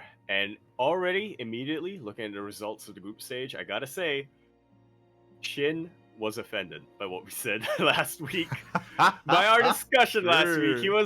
We were like, Group A, it could be anybody. Group B, Group A, it could be anybody. Group B, Clem, ByuN, Kjor, they're all really good. But the one thing we were both certain on is that Shin was not gonna make it to the playoffs. That was the one thing we were both confident in predicting. Yeah. It was the one player who we were like, no, he's not making it out. We caster cursed the hell out of Shin. And Shin, he proved us wrong. Shin, he popped off, mate. I actually posted some screenshots in the live field. I don't know if you saw, but Shin had some choice words to Rex. He had some opinions about the map pool, definitely. Yes, he's like, mate, Rex, what are you doing? Why are you giving me so many Terran maps? And Rex is like, hey, you're just meant to play, all right? Don't question the admin player. Exactly. Just sit down and just play your games, man. And Rex and Shin was like, I'll show you. So I say I'll show them all. Yeah, maybe a different kind of caster curse, maybe to vindicate himself against Rex, showed him what's going on. He played with pure spite in this group stage. He was fueled by sheer spite. I'll show them all. I'll show these casters. I'll show this admin. I'll show them all. And he did it. He made it to the group stage, which honestly, already I'm pretty impressed. But, is it too early to jump on the Shin hype train? It may be. But I'm willing to pre-order a ticket for that hype train, is how I'll put it. If you remember, we were on the Shin hype train like in December into January as well. Like Shin was very active and looking very informed. Yeah. But coming into February is when Shin, he started struggling. He started struggling a little bit more. His top results were becoming more infrequent, and he was slumping a little bit coming into February, coming into March as well. But sure whether it's in definitely affected things a little bit for him as well. Oh, yeah. It took him a little while to kind of find his footing. Mm-hmm. For sure. And coming into now April here, Shin, he is looking a little bit stronger. We'll say he has been getting better results, whether it's in this event, whether it's in previous events that we already covered here tonight. So yeah, definitely impressive run there. I mean, referring to this result and of course taking down Zaun previously, and if you remember in the Little League Cup as well, becoming the champion. So Shin, he's beating had his Gumiho, moments. beating He beat Hero in that Lulu Cup. He beat Zound. He beat Zound. Yeah, okay, he beat Zound in that Lulu Ah. Cup, and then he beat Gumio. There we go. So yeah, so really impressive out there out of Shin. Here when it comes to the group stage, not to gloss over it, Hero and MaxPax, they make it out of Group A. If you remember, Mhm. we were both on the Solar hype train, but I think we both, or at least I was like, it's still a really rough group for Solar. Like I the best of the was best Protosses are here. Like it's yeah. I was fully in the Sola redemption arc, and you know what? I think he still is in his redemption arc because Yeah. he didn't place last. In fact, it was actually very very close. It could have been either him or MaxPax making it out. Yeah. That was the final what's it called, elimination series that they had. Went all the way to the ace match. So Mhm. yeah, I think Solo's still in that redemption arc, but in the end, MaxPax just edged it out, did make it through. I actually remember my predictions. I was also fully on the Zound hype train, so I was predicting Zound and Solar, and those are the two players who didn't make it out. But you know what? They made a good show of things, so I'm not too Yeah. upset with how they performed. For sure, for sure. It was a crazy group there. Hero in first place, MaxPax in second.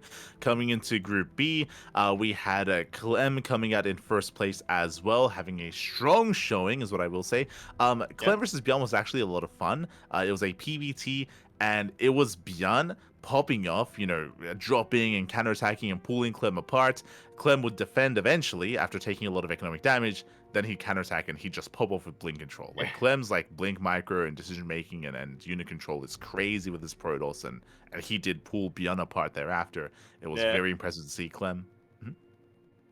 I was just gonna say, I think on Amygdala specifically, it almost felt like a look what you made me do scenario, right? When Yeah. ByuN, as you were saying, he was dropping, he was popping off, he was getting Yeah. all of this economic damage. Clem was like, He what am I gonna do now? Well, the only thing I can do is just counterattack with these blink stalkers and micro my heart out, and that's exactly Yeah. what Clem did. It's like ByuN poke the bear. It's very Yeah. much so. Like he just awakened the beast within Clem, and Clem he just keep counterattacking, kill the hell out of ByuN. It was crazy. So yeah, Clem he was able to pop off there. It did end up taking down Shin in the end. Likewise, Shin he had a pretty intense showing as well. I don't know what it was. I imagine you were watching, but Cure, he 8 racks 3 base all in twice against Shin. Shin, he barely survived it, barely held on. And ByuN also was being very aggressive against Shin as well in his series. What you said does not surprise me at all. With the way you phrased it, this series between Cure and Shin was that Cure 3 base 8 racks, and then Shin managed to survive. That is a build, a TVZ build that is very much on a hard timer. So if you're able to survive as the Zerg player and get into tier 3, yeah, the Terran player is pretty much done. That's a build that doesn't go into late game tech. It doesn't get ghosts. It doesn't really get that many liberators. I don't remember if Cure tried to transition, but usually you don't. You just go pure Marine tank medevac when you go for that build. So yeah, it is just a straight up all in, and it was close. It was very close. Like it was not an easy hold for Shin. I do recommend those games. It was definitely a lot of fun. Likewise, Shin he also survived the aggression of ByuN as well. It was really fun games, really back and forth. Shin again, he did impress us all when it comes to his performance here, making it out of the group stage. That means we have our playoffs set. We have Hero and Shin, the XCJ boys in the semis, and we have Clem and MaxPax, the top EU players, facing off as well. Yeah. Are we predicting things? I mean, yeah, we're robbed of the Clem MaxPax finals. Predictions, Bobby. Predictions, mate. What are you feeling? What are you feeling coming into this? I'm not sure if I'm fully on board the Shin hype train, but I'm willing to pack my bags. I'm willing, if a ticket becomes available, I'd be willing to purchase one and just see where it goes. And by that, I guess the metaphor for that, I guess, means if Shin performs well in game number 1 of that series, then I would think that Shin would make it all the way to the finals and potentially win the whole thing. Especially depending on who his opponents are. But that's still a tough series to call. I'm rooting for Shin, but I also know that you are a card-carrying member of the Hero fan club. So I'll say Shin because I think you're going to predict a Hero. We'll give some variety there. Okay. I mean, what I will say is, I was actually thinking about this when I was listening to the BrewKnow interview at the start. It's Hmm. winding all the way back to the start of the broadcast, where he was talking about like his favorite player. I think he was talking about how Harsum is his favorite player, and obviously he's a big Shopify fan. I was like trying to think back. I was trying to think like, do I Like, what currently have would that? a favorite? Well, I was thinking, do I currently have a favorite player now? Because obviously, like, Hmm. Patience, Rain, like Yeah. Axiom, like there's been a lot of players and teams that I've been a fan Hmm. of in the past.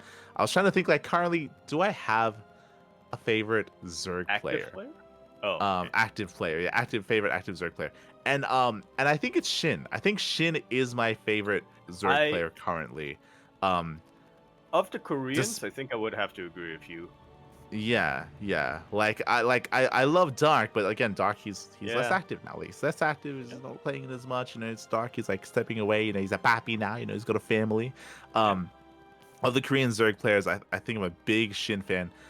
Despite that, I do rate Hero higher than that currently. I Yeah. would love to. It's one of the things where I love Shin. I love him so much. I'm a big fan. I want him to do well. Good luck. Good luck in this series, because Uh, Hero is again, like, biases aside, he is the best Protoss player in Korea and top 2 alongside mm, MaxFax in the world. So Arguably the best yeah, Korean player right now. Hero, I yeah, mean. yeah. I think, yeah, I think I agree. I think I would say he's the best player in Korea right now, 100%. So Hero, I'm gonna be favoring him, as you mentioned, not because I'm not a fan of Shin, but because You're Hero's an even bigger terrifying. fan of Hero. No, he's just terrifying. He's so yeah, I do place my eggs in Hero's basket, but I would love to see Shin do well. Love to see him do Yeah. well. When it comes to the lower semis though, Clem and Max, Yeah. what are you feeling, mate? What are you feeling? I feel like for Clem and Max Fax, there's absolutely no use in predicting who advances forward because we see that series all the time. So, and they go Uh-huh. back and forth all the time. So if Uh-huh. you predict, one prediction is as good as the other at any Mm-hmm. point in time. So I'm gonna go with what I would rather see in the finals. Mm-hmm. Who would I rather see face off against Shin? And Uh-huh. I do think that we've already seen Clem versus Shin. Mm-hmm. And I do In the think groups. that, yeah, in the groups. And that was a little bit one sided. But there's a little bit of time, right, between now and the semifinals, and a little bit of time between now and the finals as well. I would love to see, honestly, another TVC between Shin and Clem.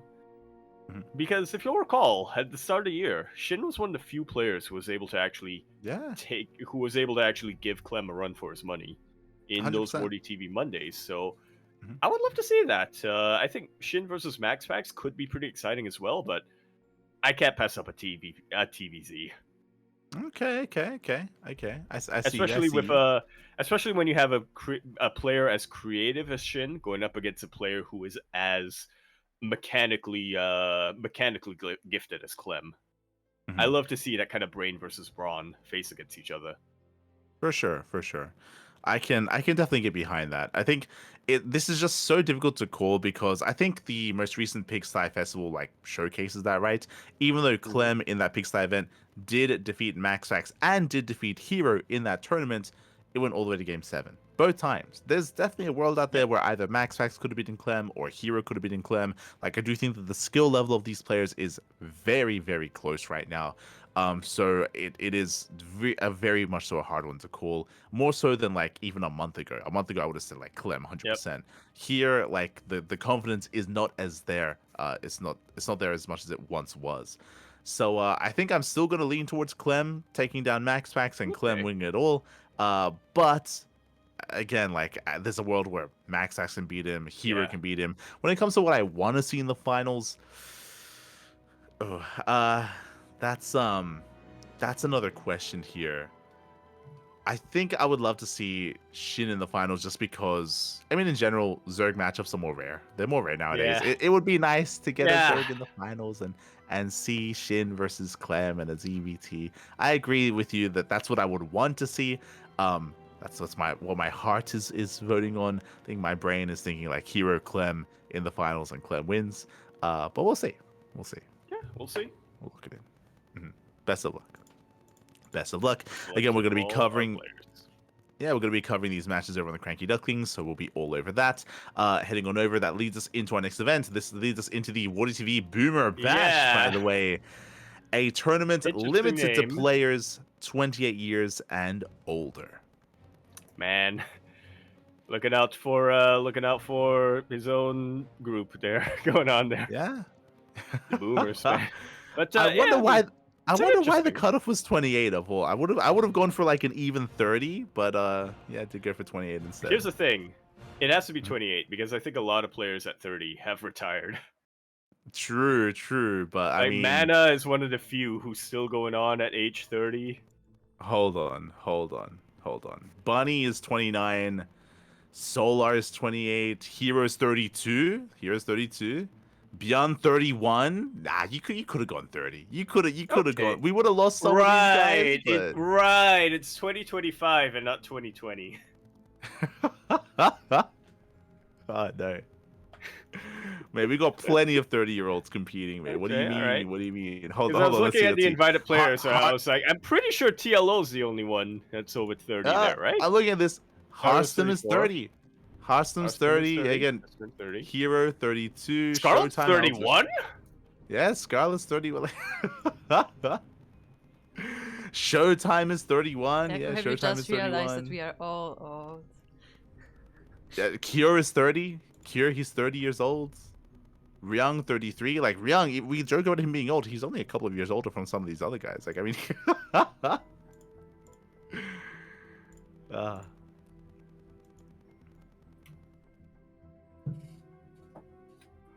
I'm just Okay, walking there you sick for a reason.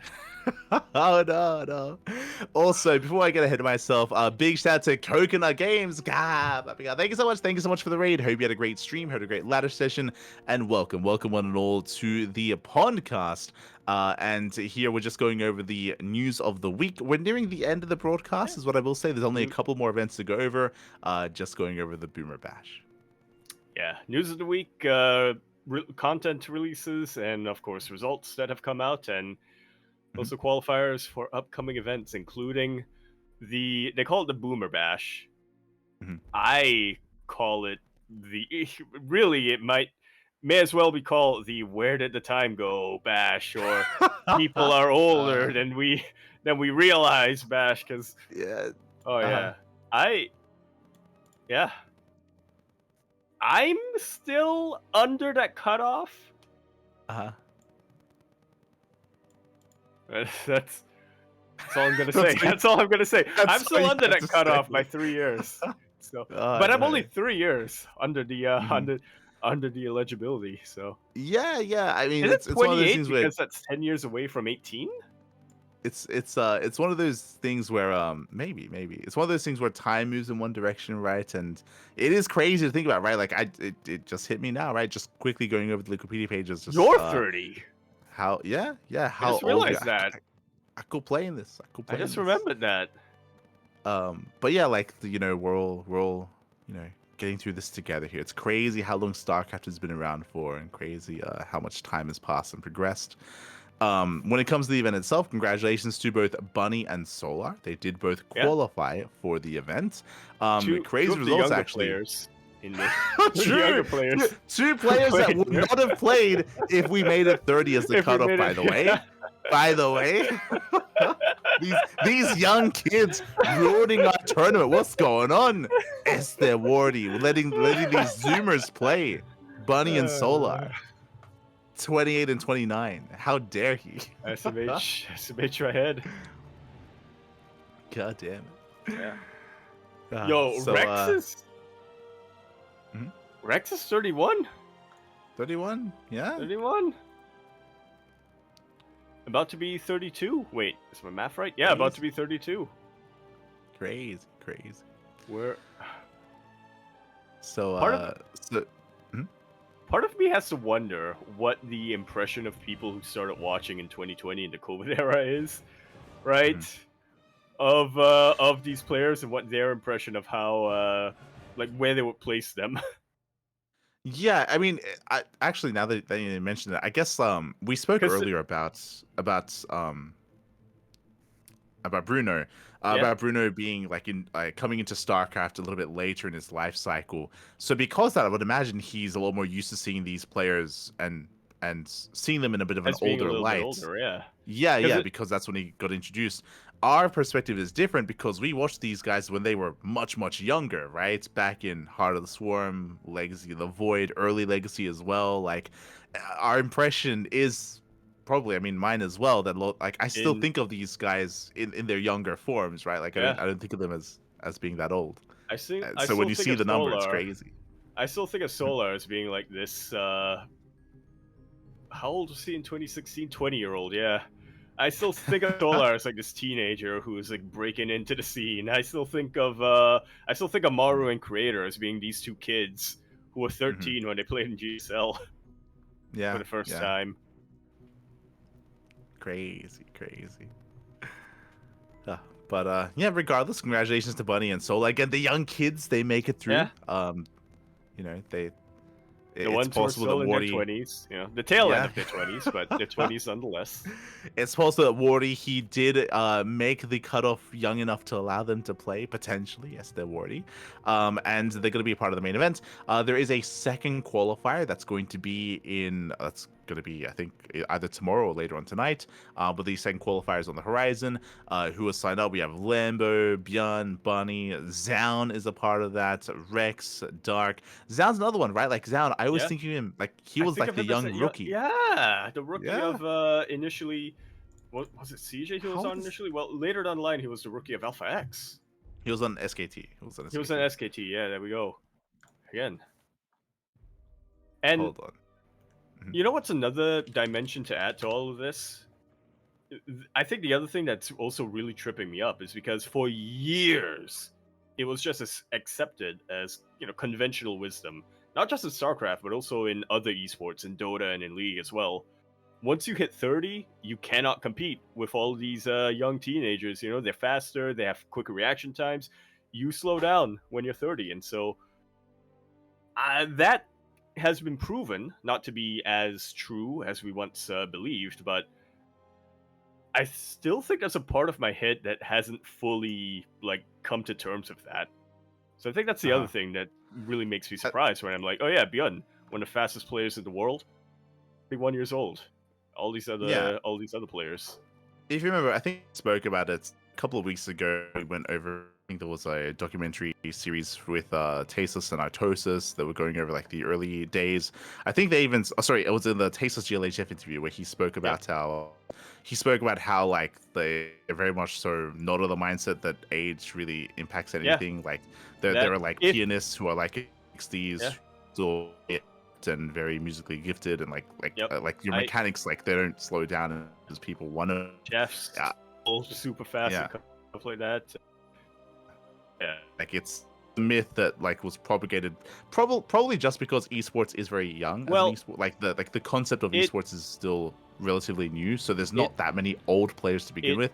That's now becoming more like common, right? it's that, and also there was a correlation specifically because we lose you apparently as well on the stream apparently. So we might change the server for Discord, but yeah, it's also that, but also because Korea dominated so much in esports in the early days, whether it was StarCraft or League of Legends and things like that.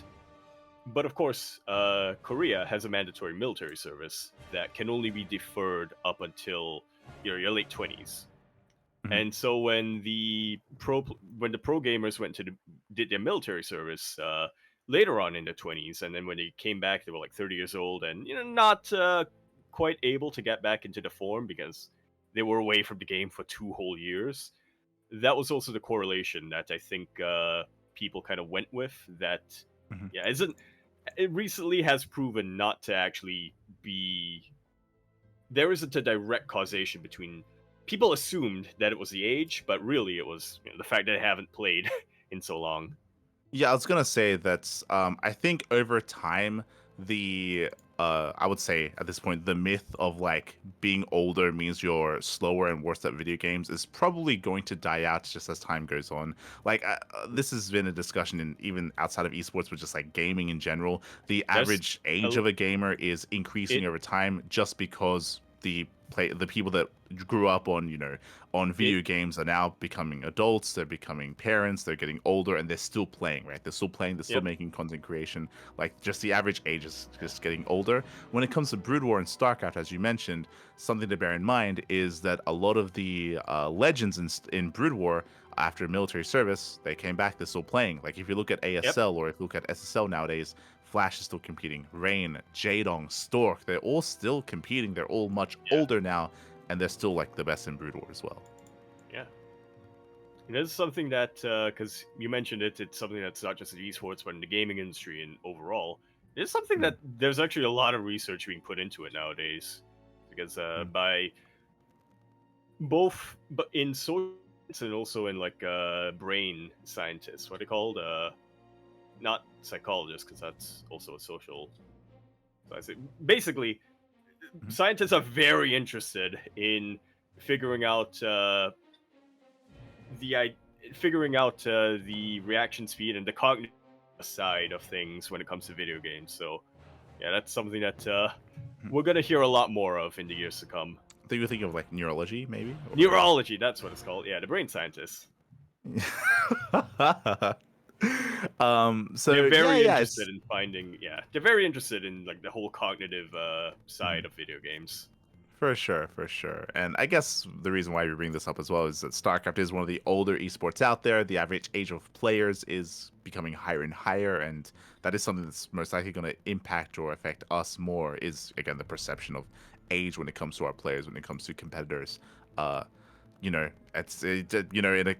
it won't take long for us to suddenly have like a bunch of like 40-year-olds, right? Like your ByuNs, your heroes, your solos. Like we're almost there, mate. We're Bratok is aiming for that, I think. Yeah, yeah, for sure, for sure. Almost there. The You, boomers, mate. The boomers. you know what I just realized? Why it might be 28 cutoff? Mm. Cyril this year is 27. Gonna turn 27. Mm. Maru this year is gonna turn 28. Mara's 20 is Because Wait, Maru's three hold on. years older than me. Mara's older than Cyril? Creator's gonna turn, not by much, only by like a couple of months. Hey, Maru, he's an Think. old man. He's Yeah, he's 28 this year. It's crazy. It's crazy. And yet he still looks Oh 16. my god. He does still look I mean, 16, yes. I mean, that's yes. how Koreans age. True, true. But yeah, with that, again, we do have the next I- qualifier tomorrow for the Boomer I Bash. say Koreans to not bring any attention to myself. It's fine. It's fine. Don't worry about it. Don't worry about it. As you mentioned, we do have some invites. We have DNS, Kelazur, Scarlet, and TLO. Some very old school players. A lot of them are a lot more inactive as well. So it's great to see them getting involved. I don't know how well they're going to perform. I feel like the invites very much so reflect the theme of the Boomer Bash. There are going to be But more then, bam, invites to come. yeah, but like bam, you have Bunny and Solar making it through the qualifiers. It's like, oh, like that's a that's it. They're It feels like really a bit pushing it. They're really pushing it when it comes to the cutoff. Yeah. So I just want to emphasize that the 4 invited people right now are all in the same group, apparently. yeah, they're all in Group A, all in Group A. So best of luck to the other invites. I remember, I think Wardy did make a post on Twitter asking for people that are interested to reach out to him, similar to what I guess Home Story Cup did with their invites process. So, Wardy's getting them clicks, getting them engagements on the social media. Hell yeah, To get that bag. Is Yaku, is there a boomer that you want to see a part of this? I mean, Ryung, obviously. True. The We old one. need the tuna. We need the tuna in here.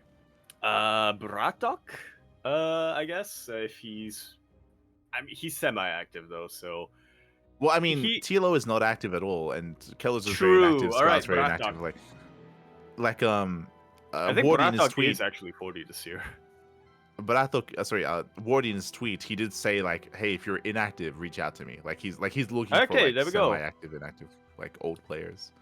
Yeah, because if I recall, I think Bratok is going to be turning 40 this year. Obviously, Papa Kaz. Can't forget about Kaz. And You know who actual I want to Papa. see? Yeah, Bly? true. Kaz, mate, Kaz not a name I've heard in a long time. True, Yeah. Papa Kaz. Another one I want to see, mate, Wardy. White. Now reach out to Crank. Reach out to Crank, mate. Let's True. go. Yeah. I was like, Crank if we can get turning, Ryung and Crank in the I think same group, 36 that's what this I year. want. Yeah, I would love to see Crank in here. MMA, obviously. MMA, let's go. Little Legends thing going. MC, he played MC, in yeah, that. He played in that thing a couple Evo. weeks ago. SC Evo, Mhm. yeah. Yeah, And yeah, also MC, in he's the still... whatchamacallit, the Latin America thing. Yeah. So like MC is still kicking around. Like MC, you can reach out to him. I'm sure he competes. Are we gonna throw in True while we at it? Yeah, we got. May as well, yeah. If it's not too busy with Brood War, we can reach out to True. Like, there's a lot of potential there. I mean, it comes down to who Wardy invites, but Yeah. I think more than anything, we need nostalgia vibes. More than anything, like we Yes. need to bring in those old Nurchio. players. Nurchio. God, who am I thinking of? Innovation. Who am I thinking of? It's not Biel. Not Biel. Not Bielsu? Hold on. God, I can't believe I'm blanking on his Effort? name. Not effort. Not effort. I think of a J-Dong. of a different player. Rain, obviously. We need Rain in there. No, I'm not thinking of a Korean. God damn it. God damn it. Bly? EU player, NA player? Yeah, there we go. Bly. I keep thinking. I mentioned Bly I was like, no, earlier on. Yeah, Bly. Like Bly played in the most recent Pig event, which he hosted the resource mod.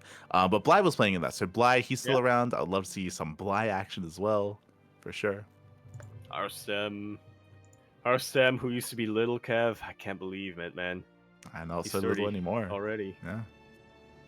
Vortex, get Vortex. Get Vortex. Yeah, Vortex is playing. Get Vortex. Get Vortex, Lucifron. Yeah, Lucifron, get him in. Let's go. Let's go. Stefano.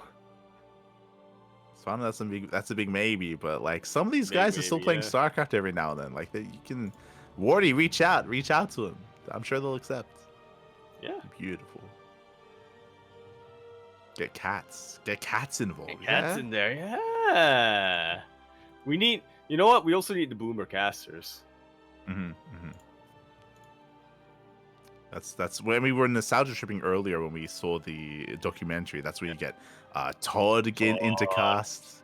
Yes.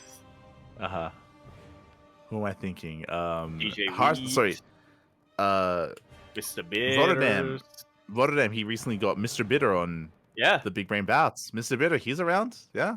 Get him on. Mr. Bitter and Rotterdam. Day 9. That's one step too far. I don't know. They have enough for day 9, but maybe. So regardless, best of luck. Best of luck to Wardy as he's hosting the Boomer Bash. Going to be a massive nostalgia trip, I'm sure. So best of luck to all the competitors. And again, the qualifier is going to be tomorrow for the second qualifier, I should say. Going over the groups. The Boomer Bash is actually. We only have one group so far. So what I was going to say is the group stage is wrapping up in the next week. I didn't realize how quickly the event was wrapping up. But if you look at the group stage here, the groups are in 2 days, and then 3 days, then 5 days, and 6. So now would be the time. A day after the final one, yeah. Yes, so just a really, really compact and intense event, which means, Yaku, it's worth predictions. Group A. Let's go. It's in 2 days. Okay. I need to check one thing real quick. Checking the age? Is that what you're checking? I'm going to say TLO at the top, followed by Scarlet. Let's go. Are those the two oldest, I think? They are. I had to double check Kelizer's age. But can confirm Scarlet is older than Kelizer, who is older than DNS. Okay. Coming into this here, Group A. So it's round robin, so we get as many games as possible between the players. I'm gonna have to go Diego and Scarlet maybe. I mean, TLO. God, it's hard to say because the problem is the biggest problem. They're all inactive. they're all inactive. DNS may Yeah. be less than the others, but they're all a little bit inactive in their own way, so they're not the most competitive players at the moment. So it's hard to predict who's more informed than the other. I think it's going to be a lot of fun regardless, more than anything. Oh A lot of yeah. fun. The nostalgia. Make them play like an old version. Make them play like in Make Wings of them the play Beamod or old something. maps. Yeah. Make them play Yeah. old maps. Yes. Shikura's Plateau. Overgrowth. Let's go. Cloud Kingdom. Metalopolis. Yeah. New So Kirk you'll Precinct. there you go. Or who are you looking in? So Tilo and Diego? No. Tilo and Scarlet are the Okay, two okay. oldest. Tilo being the oldest at 30. I think he's 35 this year. Mhm. Scarlet being the second oldest at 32 this year. Mhm. Those are who All right, so I expect. You can never count out DNS. He is an incredible Mhm. clutch player, and I'm obviously always going to be rooting for Kelzer, but I think it's Mhm. either going to be TLO Scarlet or Kelzer DNS, because that would be fitting. Mhm. And I think Yeah, TLO yeah. Scarlet is a little bit more fitting. Plus, they're the Yeah. Shopify team, so Yeah. True. I'm gonna look in Diego and DNS. I'm gonna say okay. that Oh, you believe in the because young players. well, I believe in the fine print Youth. here that they were Power of able youth. to, they were able to slip in because they are younger than 30. They should not be a part of Right. this tournament, but for whatever reason, Wardy did allow them to play, and I think with the power of youth, they're gonna win. I was gonna accuse you of ageism, but then I realized that I'm literally doing the same thing, You're but in the doing the opposite same thing. direction. God damn it. True. I'm gonna say the young blood of the 30-year-olds are gonna make it through. Let's go. Eunice and Kellers. Yeah, those young But yeah, 30-year-olds. exactly. Do check out the events though. Which, Again, it's funnily going to take enough, place over the next week. I mean, that's still not halfway through average life expectancy, so Yeah, technically, young, yeah. they getting there. They getting to the halfway mark. Getting there. Yeah. Otherwise, again, check it out. It's going to take place over the next week. Do check it out over on Wardy's channel, and keep an eye out for future invites as well for the event. Again, it's all happening in a very short time period, a very short time span. So do tune in. Meanwhile, that leads us into, I believe, our final event to go over. That leads us into the Bellum Gens Elite, the Stars Zagora Yes. qualifiers for the Americas region. Indeed, and I think when you look at our participants and when you look at the players that qualified, that's not really a big surprise who ended up taking the spots. Trigger and Future being the top two. What I would say is a surprise, though, is that we're missing quite a few big names. Yeah, coming into this, I would say the biggest name that we're missing is Estrella. Estrella, he is currently inactive. I think his last tournaments that he played in was maybe either Masters Coliseum or Little League Cup at the start of the year. Outside of that, I don't think Estrella has actually played in anything. I'll double check that to see his activity, but that is a little bit concerning. I mentioned before that I was concerned that Akedon had silently retired. To see that Estrella isn't playing in the Stars Agora qualifiers also makes me concerned. He probably isn't playing right now, which is probably why he didn't sign up, but that doesn't really bode well here if you're an Estrella fan. So hopefully we get to see more of him in the future. But yep, just Which confirming the last event that he played in was Master Coliseum. That was back in January. Yeah, so we're not really sure what's going on with Australia right now, but we hope we would hope that it's not a silent retirement. Yeah, for sure. So my heart goes out to Estrella.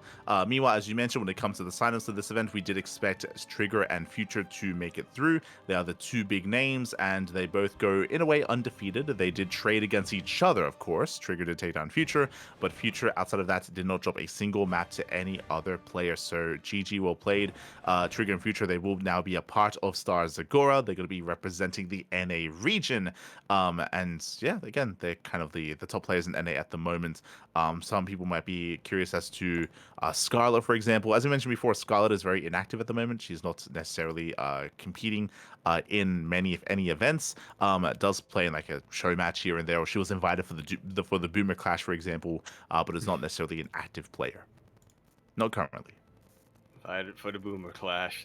Yeah. That's a sentence. It is. That is, you know, you're 100% correct. That is what happened. It just Uh-huh. sounds so weird to hear. Aye. You're invited to the Boomer Clash. There you go. There you go. Likewise, we do see Showtime, Clem, Rainer, and Cyril are also invited for the main event. They will be a part of It Star was. Zagora. Yeah, I was just gonna say, as a reminder, that's based on the top 4 players from last year's ByuN Zagora. But of course, since Oliveira is retiring and won't be participating, he did get replaced by Cyril. Yes. Cyril did replace Oliveira, and we still have more qualifiers coming up ahead of us. We have the Asia qualifier, Europe qualifier, and Balkan qualifier as well. Yeah, definitely excited for the Balkan qualifier, and that's actually kind of why I was asking if Romania is part of the Balkans, because if so, then I've already forgotten the player from Romania who we took note of earlier on. Oh, we might see Cuckoo come back for that. Who knows? Yeah, we might see Cuckoo make his return here for some of those qualifiers. Again, I believe the Asia qualifier is tomorrow. So tomorrow is the Asia qualifier. That is going to be the next qualifier on the horizon here. Next week is going to be the Europe qualifier, and I believe the week after that is going to be the Balkan qualifier. So one qualifier per week for the ByuN Gen Star Zagora, and we'll see who takes part. I think the thing right now, unfortunately, is that on their websites, when it comes to signups are they're not revealed, they're hidden, so you actually don't know who's signed up and who's a part of it until the brackets go live. So we're still not entirely certain as to who's going to be a part of the event, but yeah, definitely it's the next big event to really look to and to look forward to for StarCraft. Yeah. And I also got to say, I took a peek at the coverage and the casting for the Americas qualifier. They're taking this very, very seriously. The production value is similar to what you would expect for the main event for a playoffs or something like that, but this is just for the qualifiers, and they're already kind of giving it their all. I'm pretty impressed and pretty pleasantly surprised that it seems that they really are committed when it comes to this event. They're a new player onto the scene, and already they're showing commitment. So yeah, they've got their studio They've got their studio broadcast, they've got their graphics, their overlays. I believe they had winners interviews as well with both Trigger and Future. So yeah, it is really cool to see the production behind this, or the budget behind this, really at play. And I wish them the best when it comes to the event itself. We did reach out regarding community casting. I guess kind of what you mentioned plays into that. They currently do not have community casting open. They are allowing other languages to cast, but when it comes to English, they are going to be having the monopoly there on that, which is perfectly fine. Again, I'm sure they just wanted to look as best as they can and kind of showcase themselves. Yeah, it's also really important, right? Because this is the first time they're doing qualifiers like this. Yeah. So they want to, make the best first impression possible to, appeal to investors and also show the community as a whole that, this is legit. They do care a lot about putting this together. For sure. So they're going to be all over those qualifiers leading into the main event as well. Do keep an eye on it, and we'll be covering the results of the qualifiers on a weekly basis here on the PondCast. So do look forward to that. And again, I guess the thing to keep an eye on is which players are competing, which players aren't competing. Bearing in mind there are no Korean invites, so the Koreans, they'll have to play against each other. They'll have to fight hard for those qualifying spots. There are 4 slots for the Asia qualifier and 5 for the Europe qualifier. So there are some decent amount of slots, but they're still limited nonetheless. So seeding, I feel like, is going to be a big part, especially if it's single elimination. If it's double lim, there's going to be a little bit more wiggle room, but still, it's going to be intense. Oh yeah, very intense. For sure. But otherwise, with that, we are wrapping up here for the week. Whew. Again, we were assuming it was going to be, it was a relatively shorter one, just under 4 hours. Yeah. Oh, and my math is wrong. Yeah, 3.5 hours. Yeah, we did make it. Did make it in the end. Again, shout out to Coco for the raid earlier. If you do want to sign up for any of these events, check out the sign up link. We do have a sign up command in the chat, and we do have sign ups available here for all these tournaments: the KSL, MSO, Woody TV, the Boomer Bash, SEL Code A, the Host Open, and many others. So all the signups are consolidated into one page. So if you want to take part in these events, even as an amateur player, you can do so, and it's all easily available to you with that sign up command. Yeah. So take a look. There's a lot to there's definitely a lot to participating, a lot to dip your feet in the water. It's, I would say, a very different experience compared to just laddering all the time, and yeah, and encourage everybody to try out for whatever you can, whether it's an amateur event or just a mixed open event. Exactly. So do check out that sign up list. Otherwise, if you want to help support us here on the Cranky Ducklings, ! Patreon in the chat. So we get a link to the Patreon page. We have recently reached our new goal. So thank you so much to all of our patrons. Thank you so much for all the support that we get in the channel. We just recently reached our goal to boost the prize pool of our amateur events.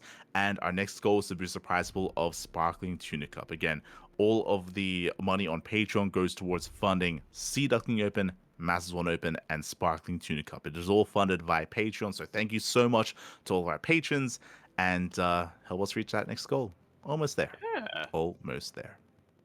So close. So, yeah, with that, we also have our weekly schedule. Our next broadcast is going to be in a couple of hours' time.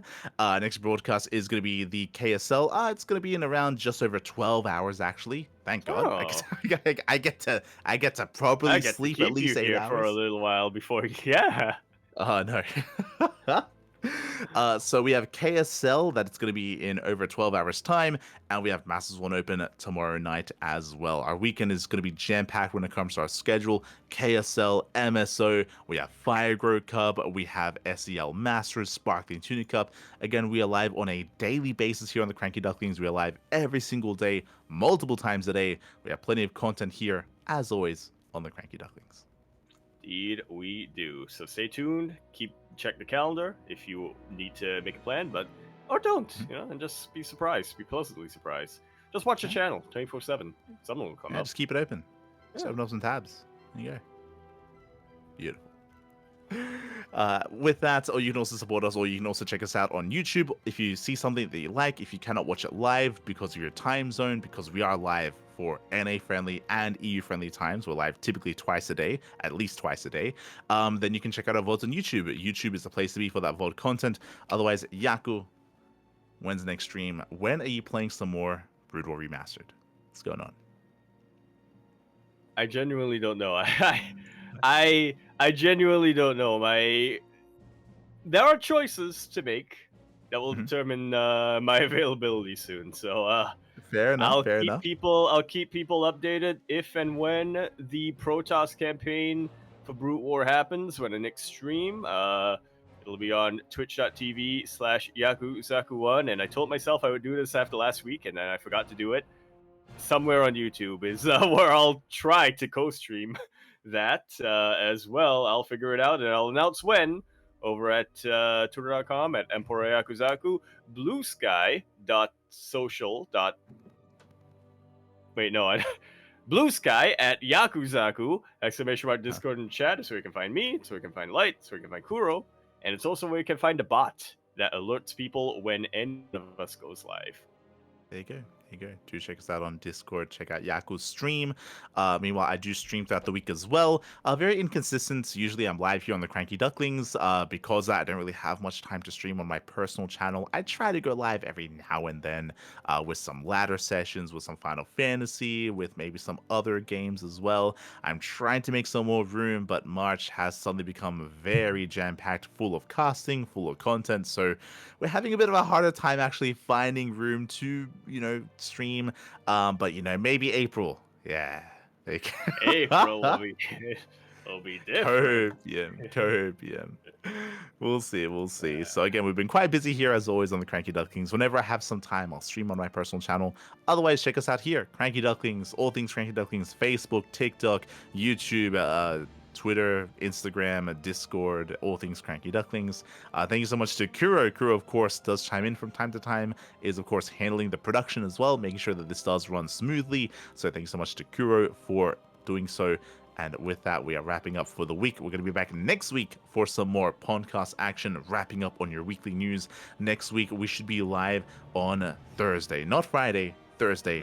This time, same place, same channel. Back to the regular schedule. Once the madness of March ends. Yes. The madness is about to end. Otherwise, thank you so much for watching. Yaku, do you have anything to say before we head off for the night?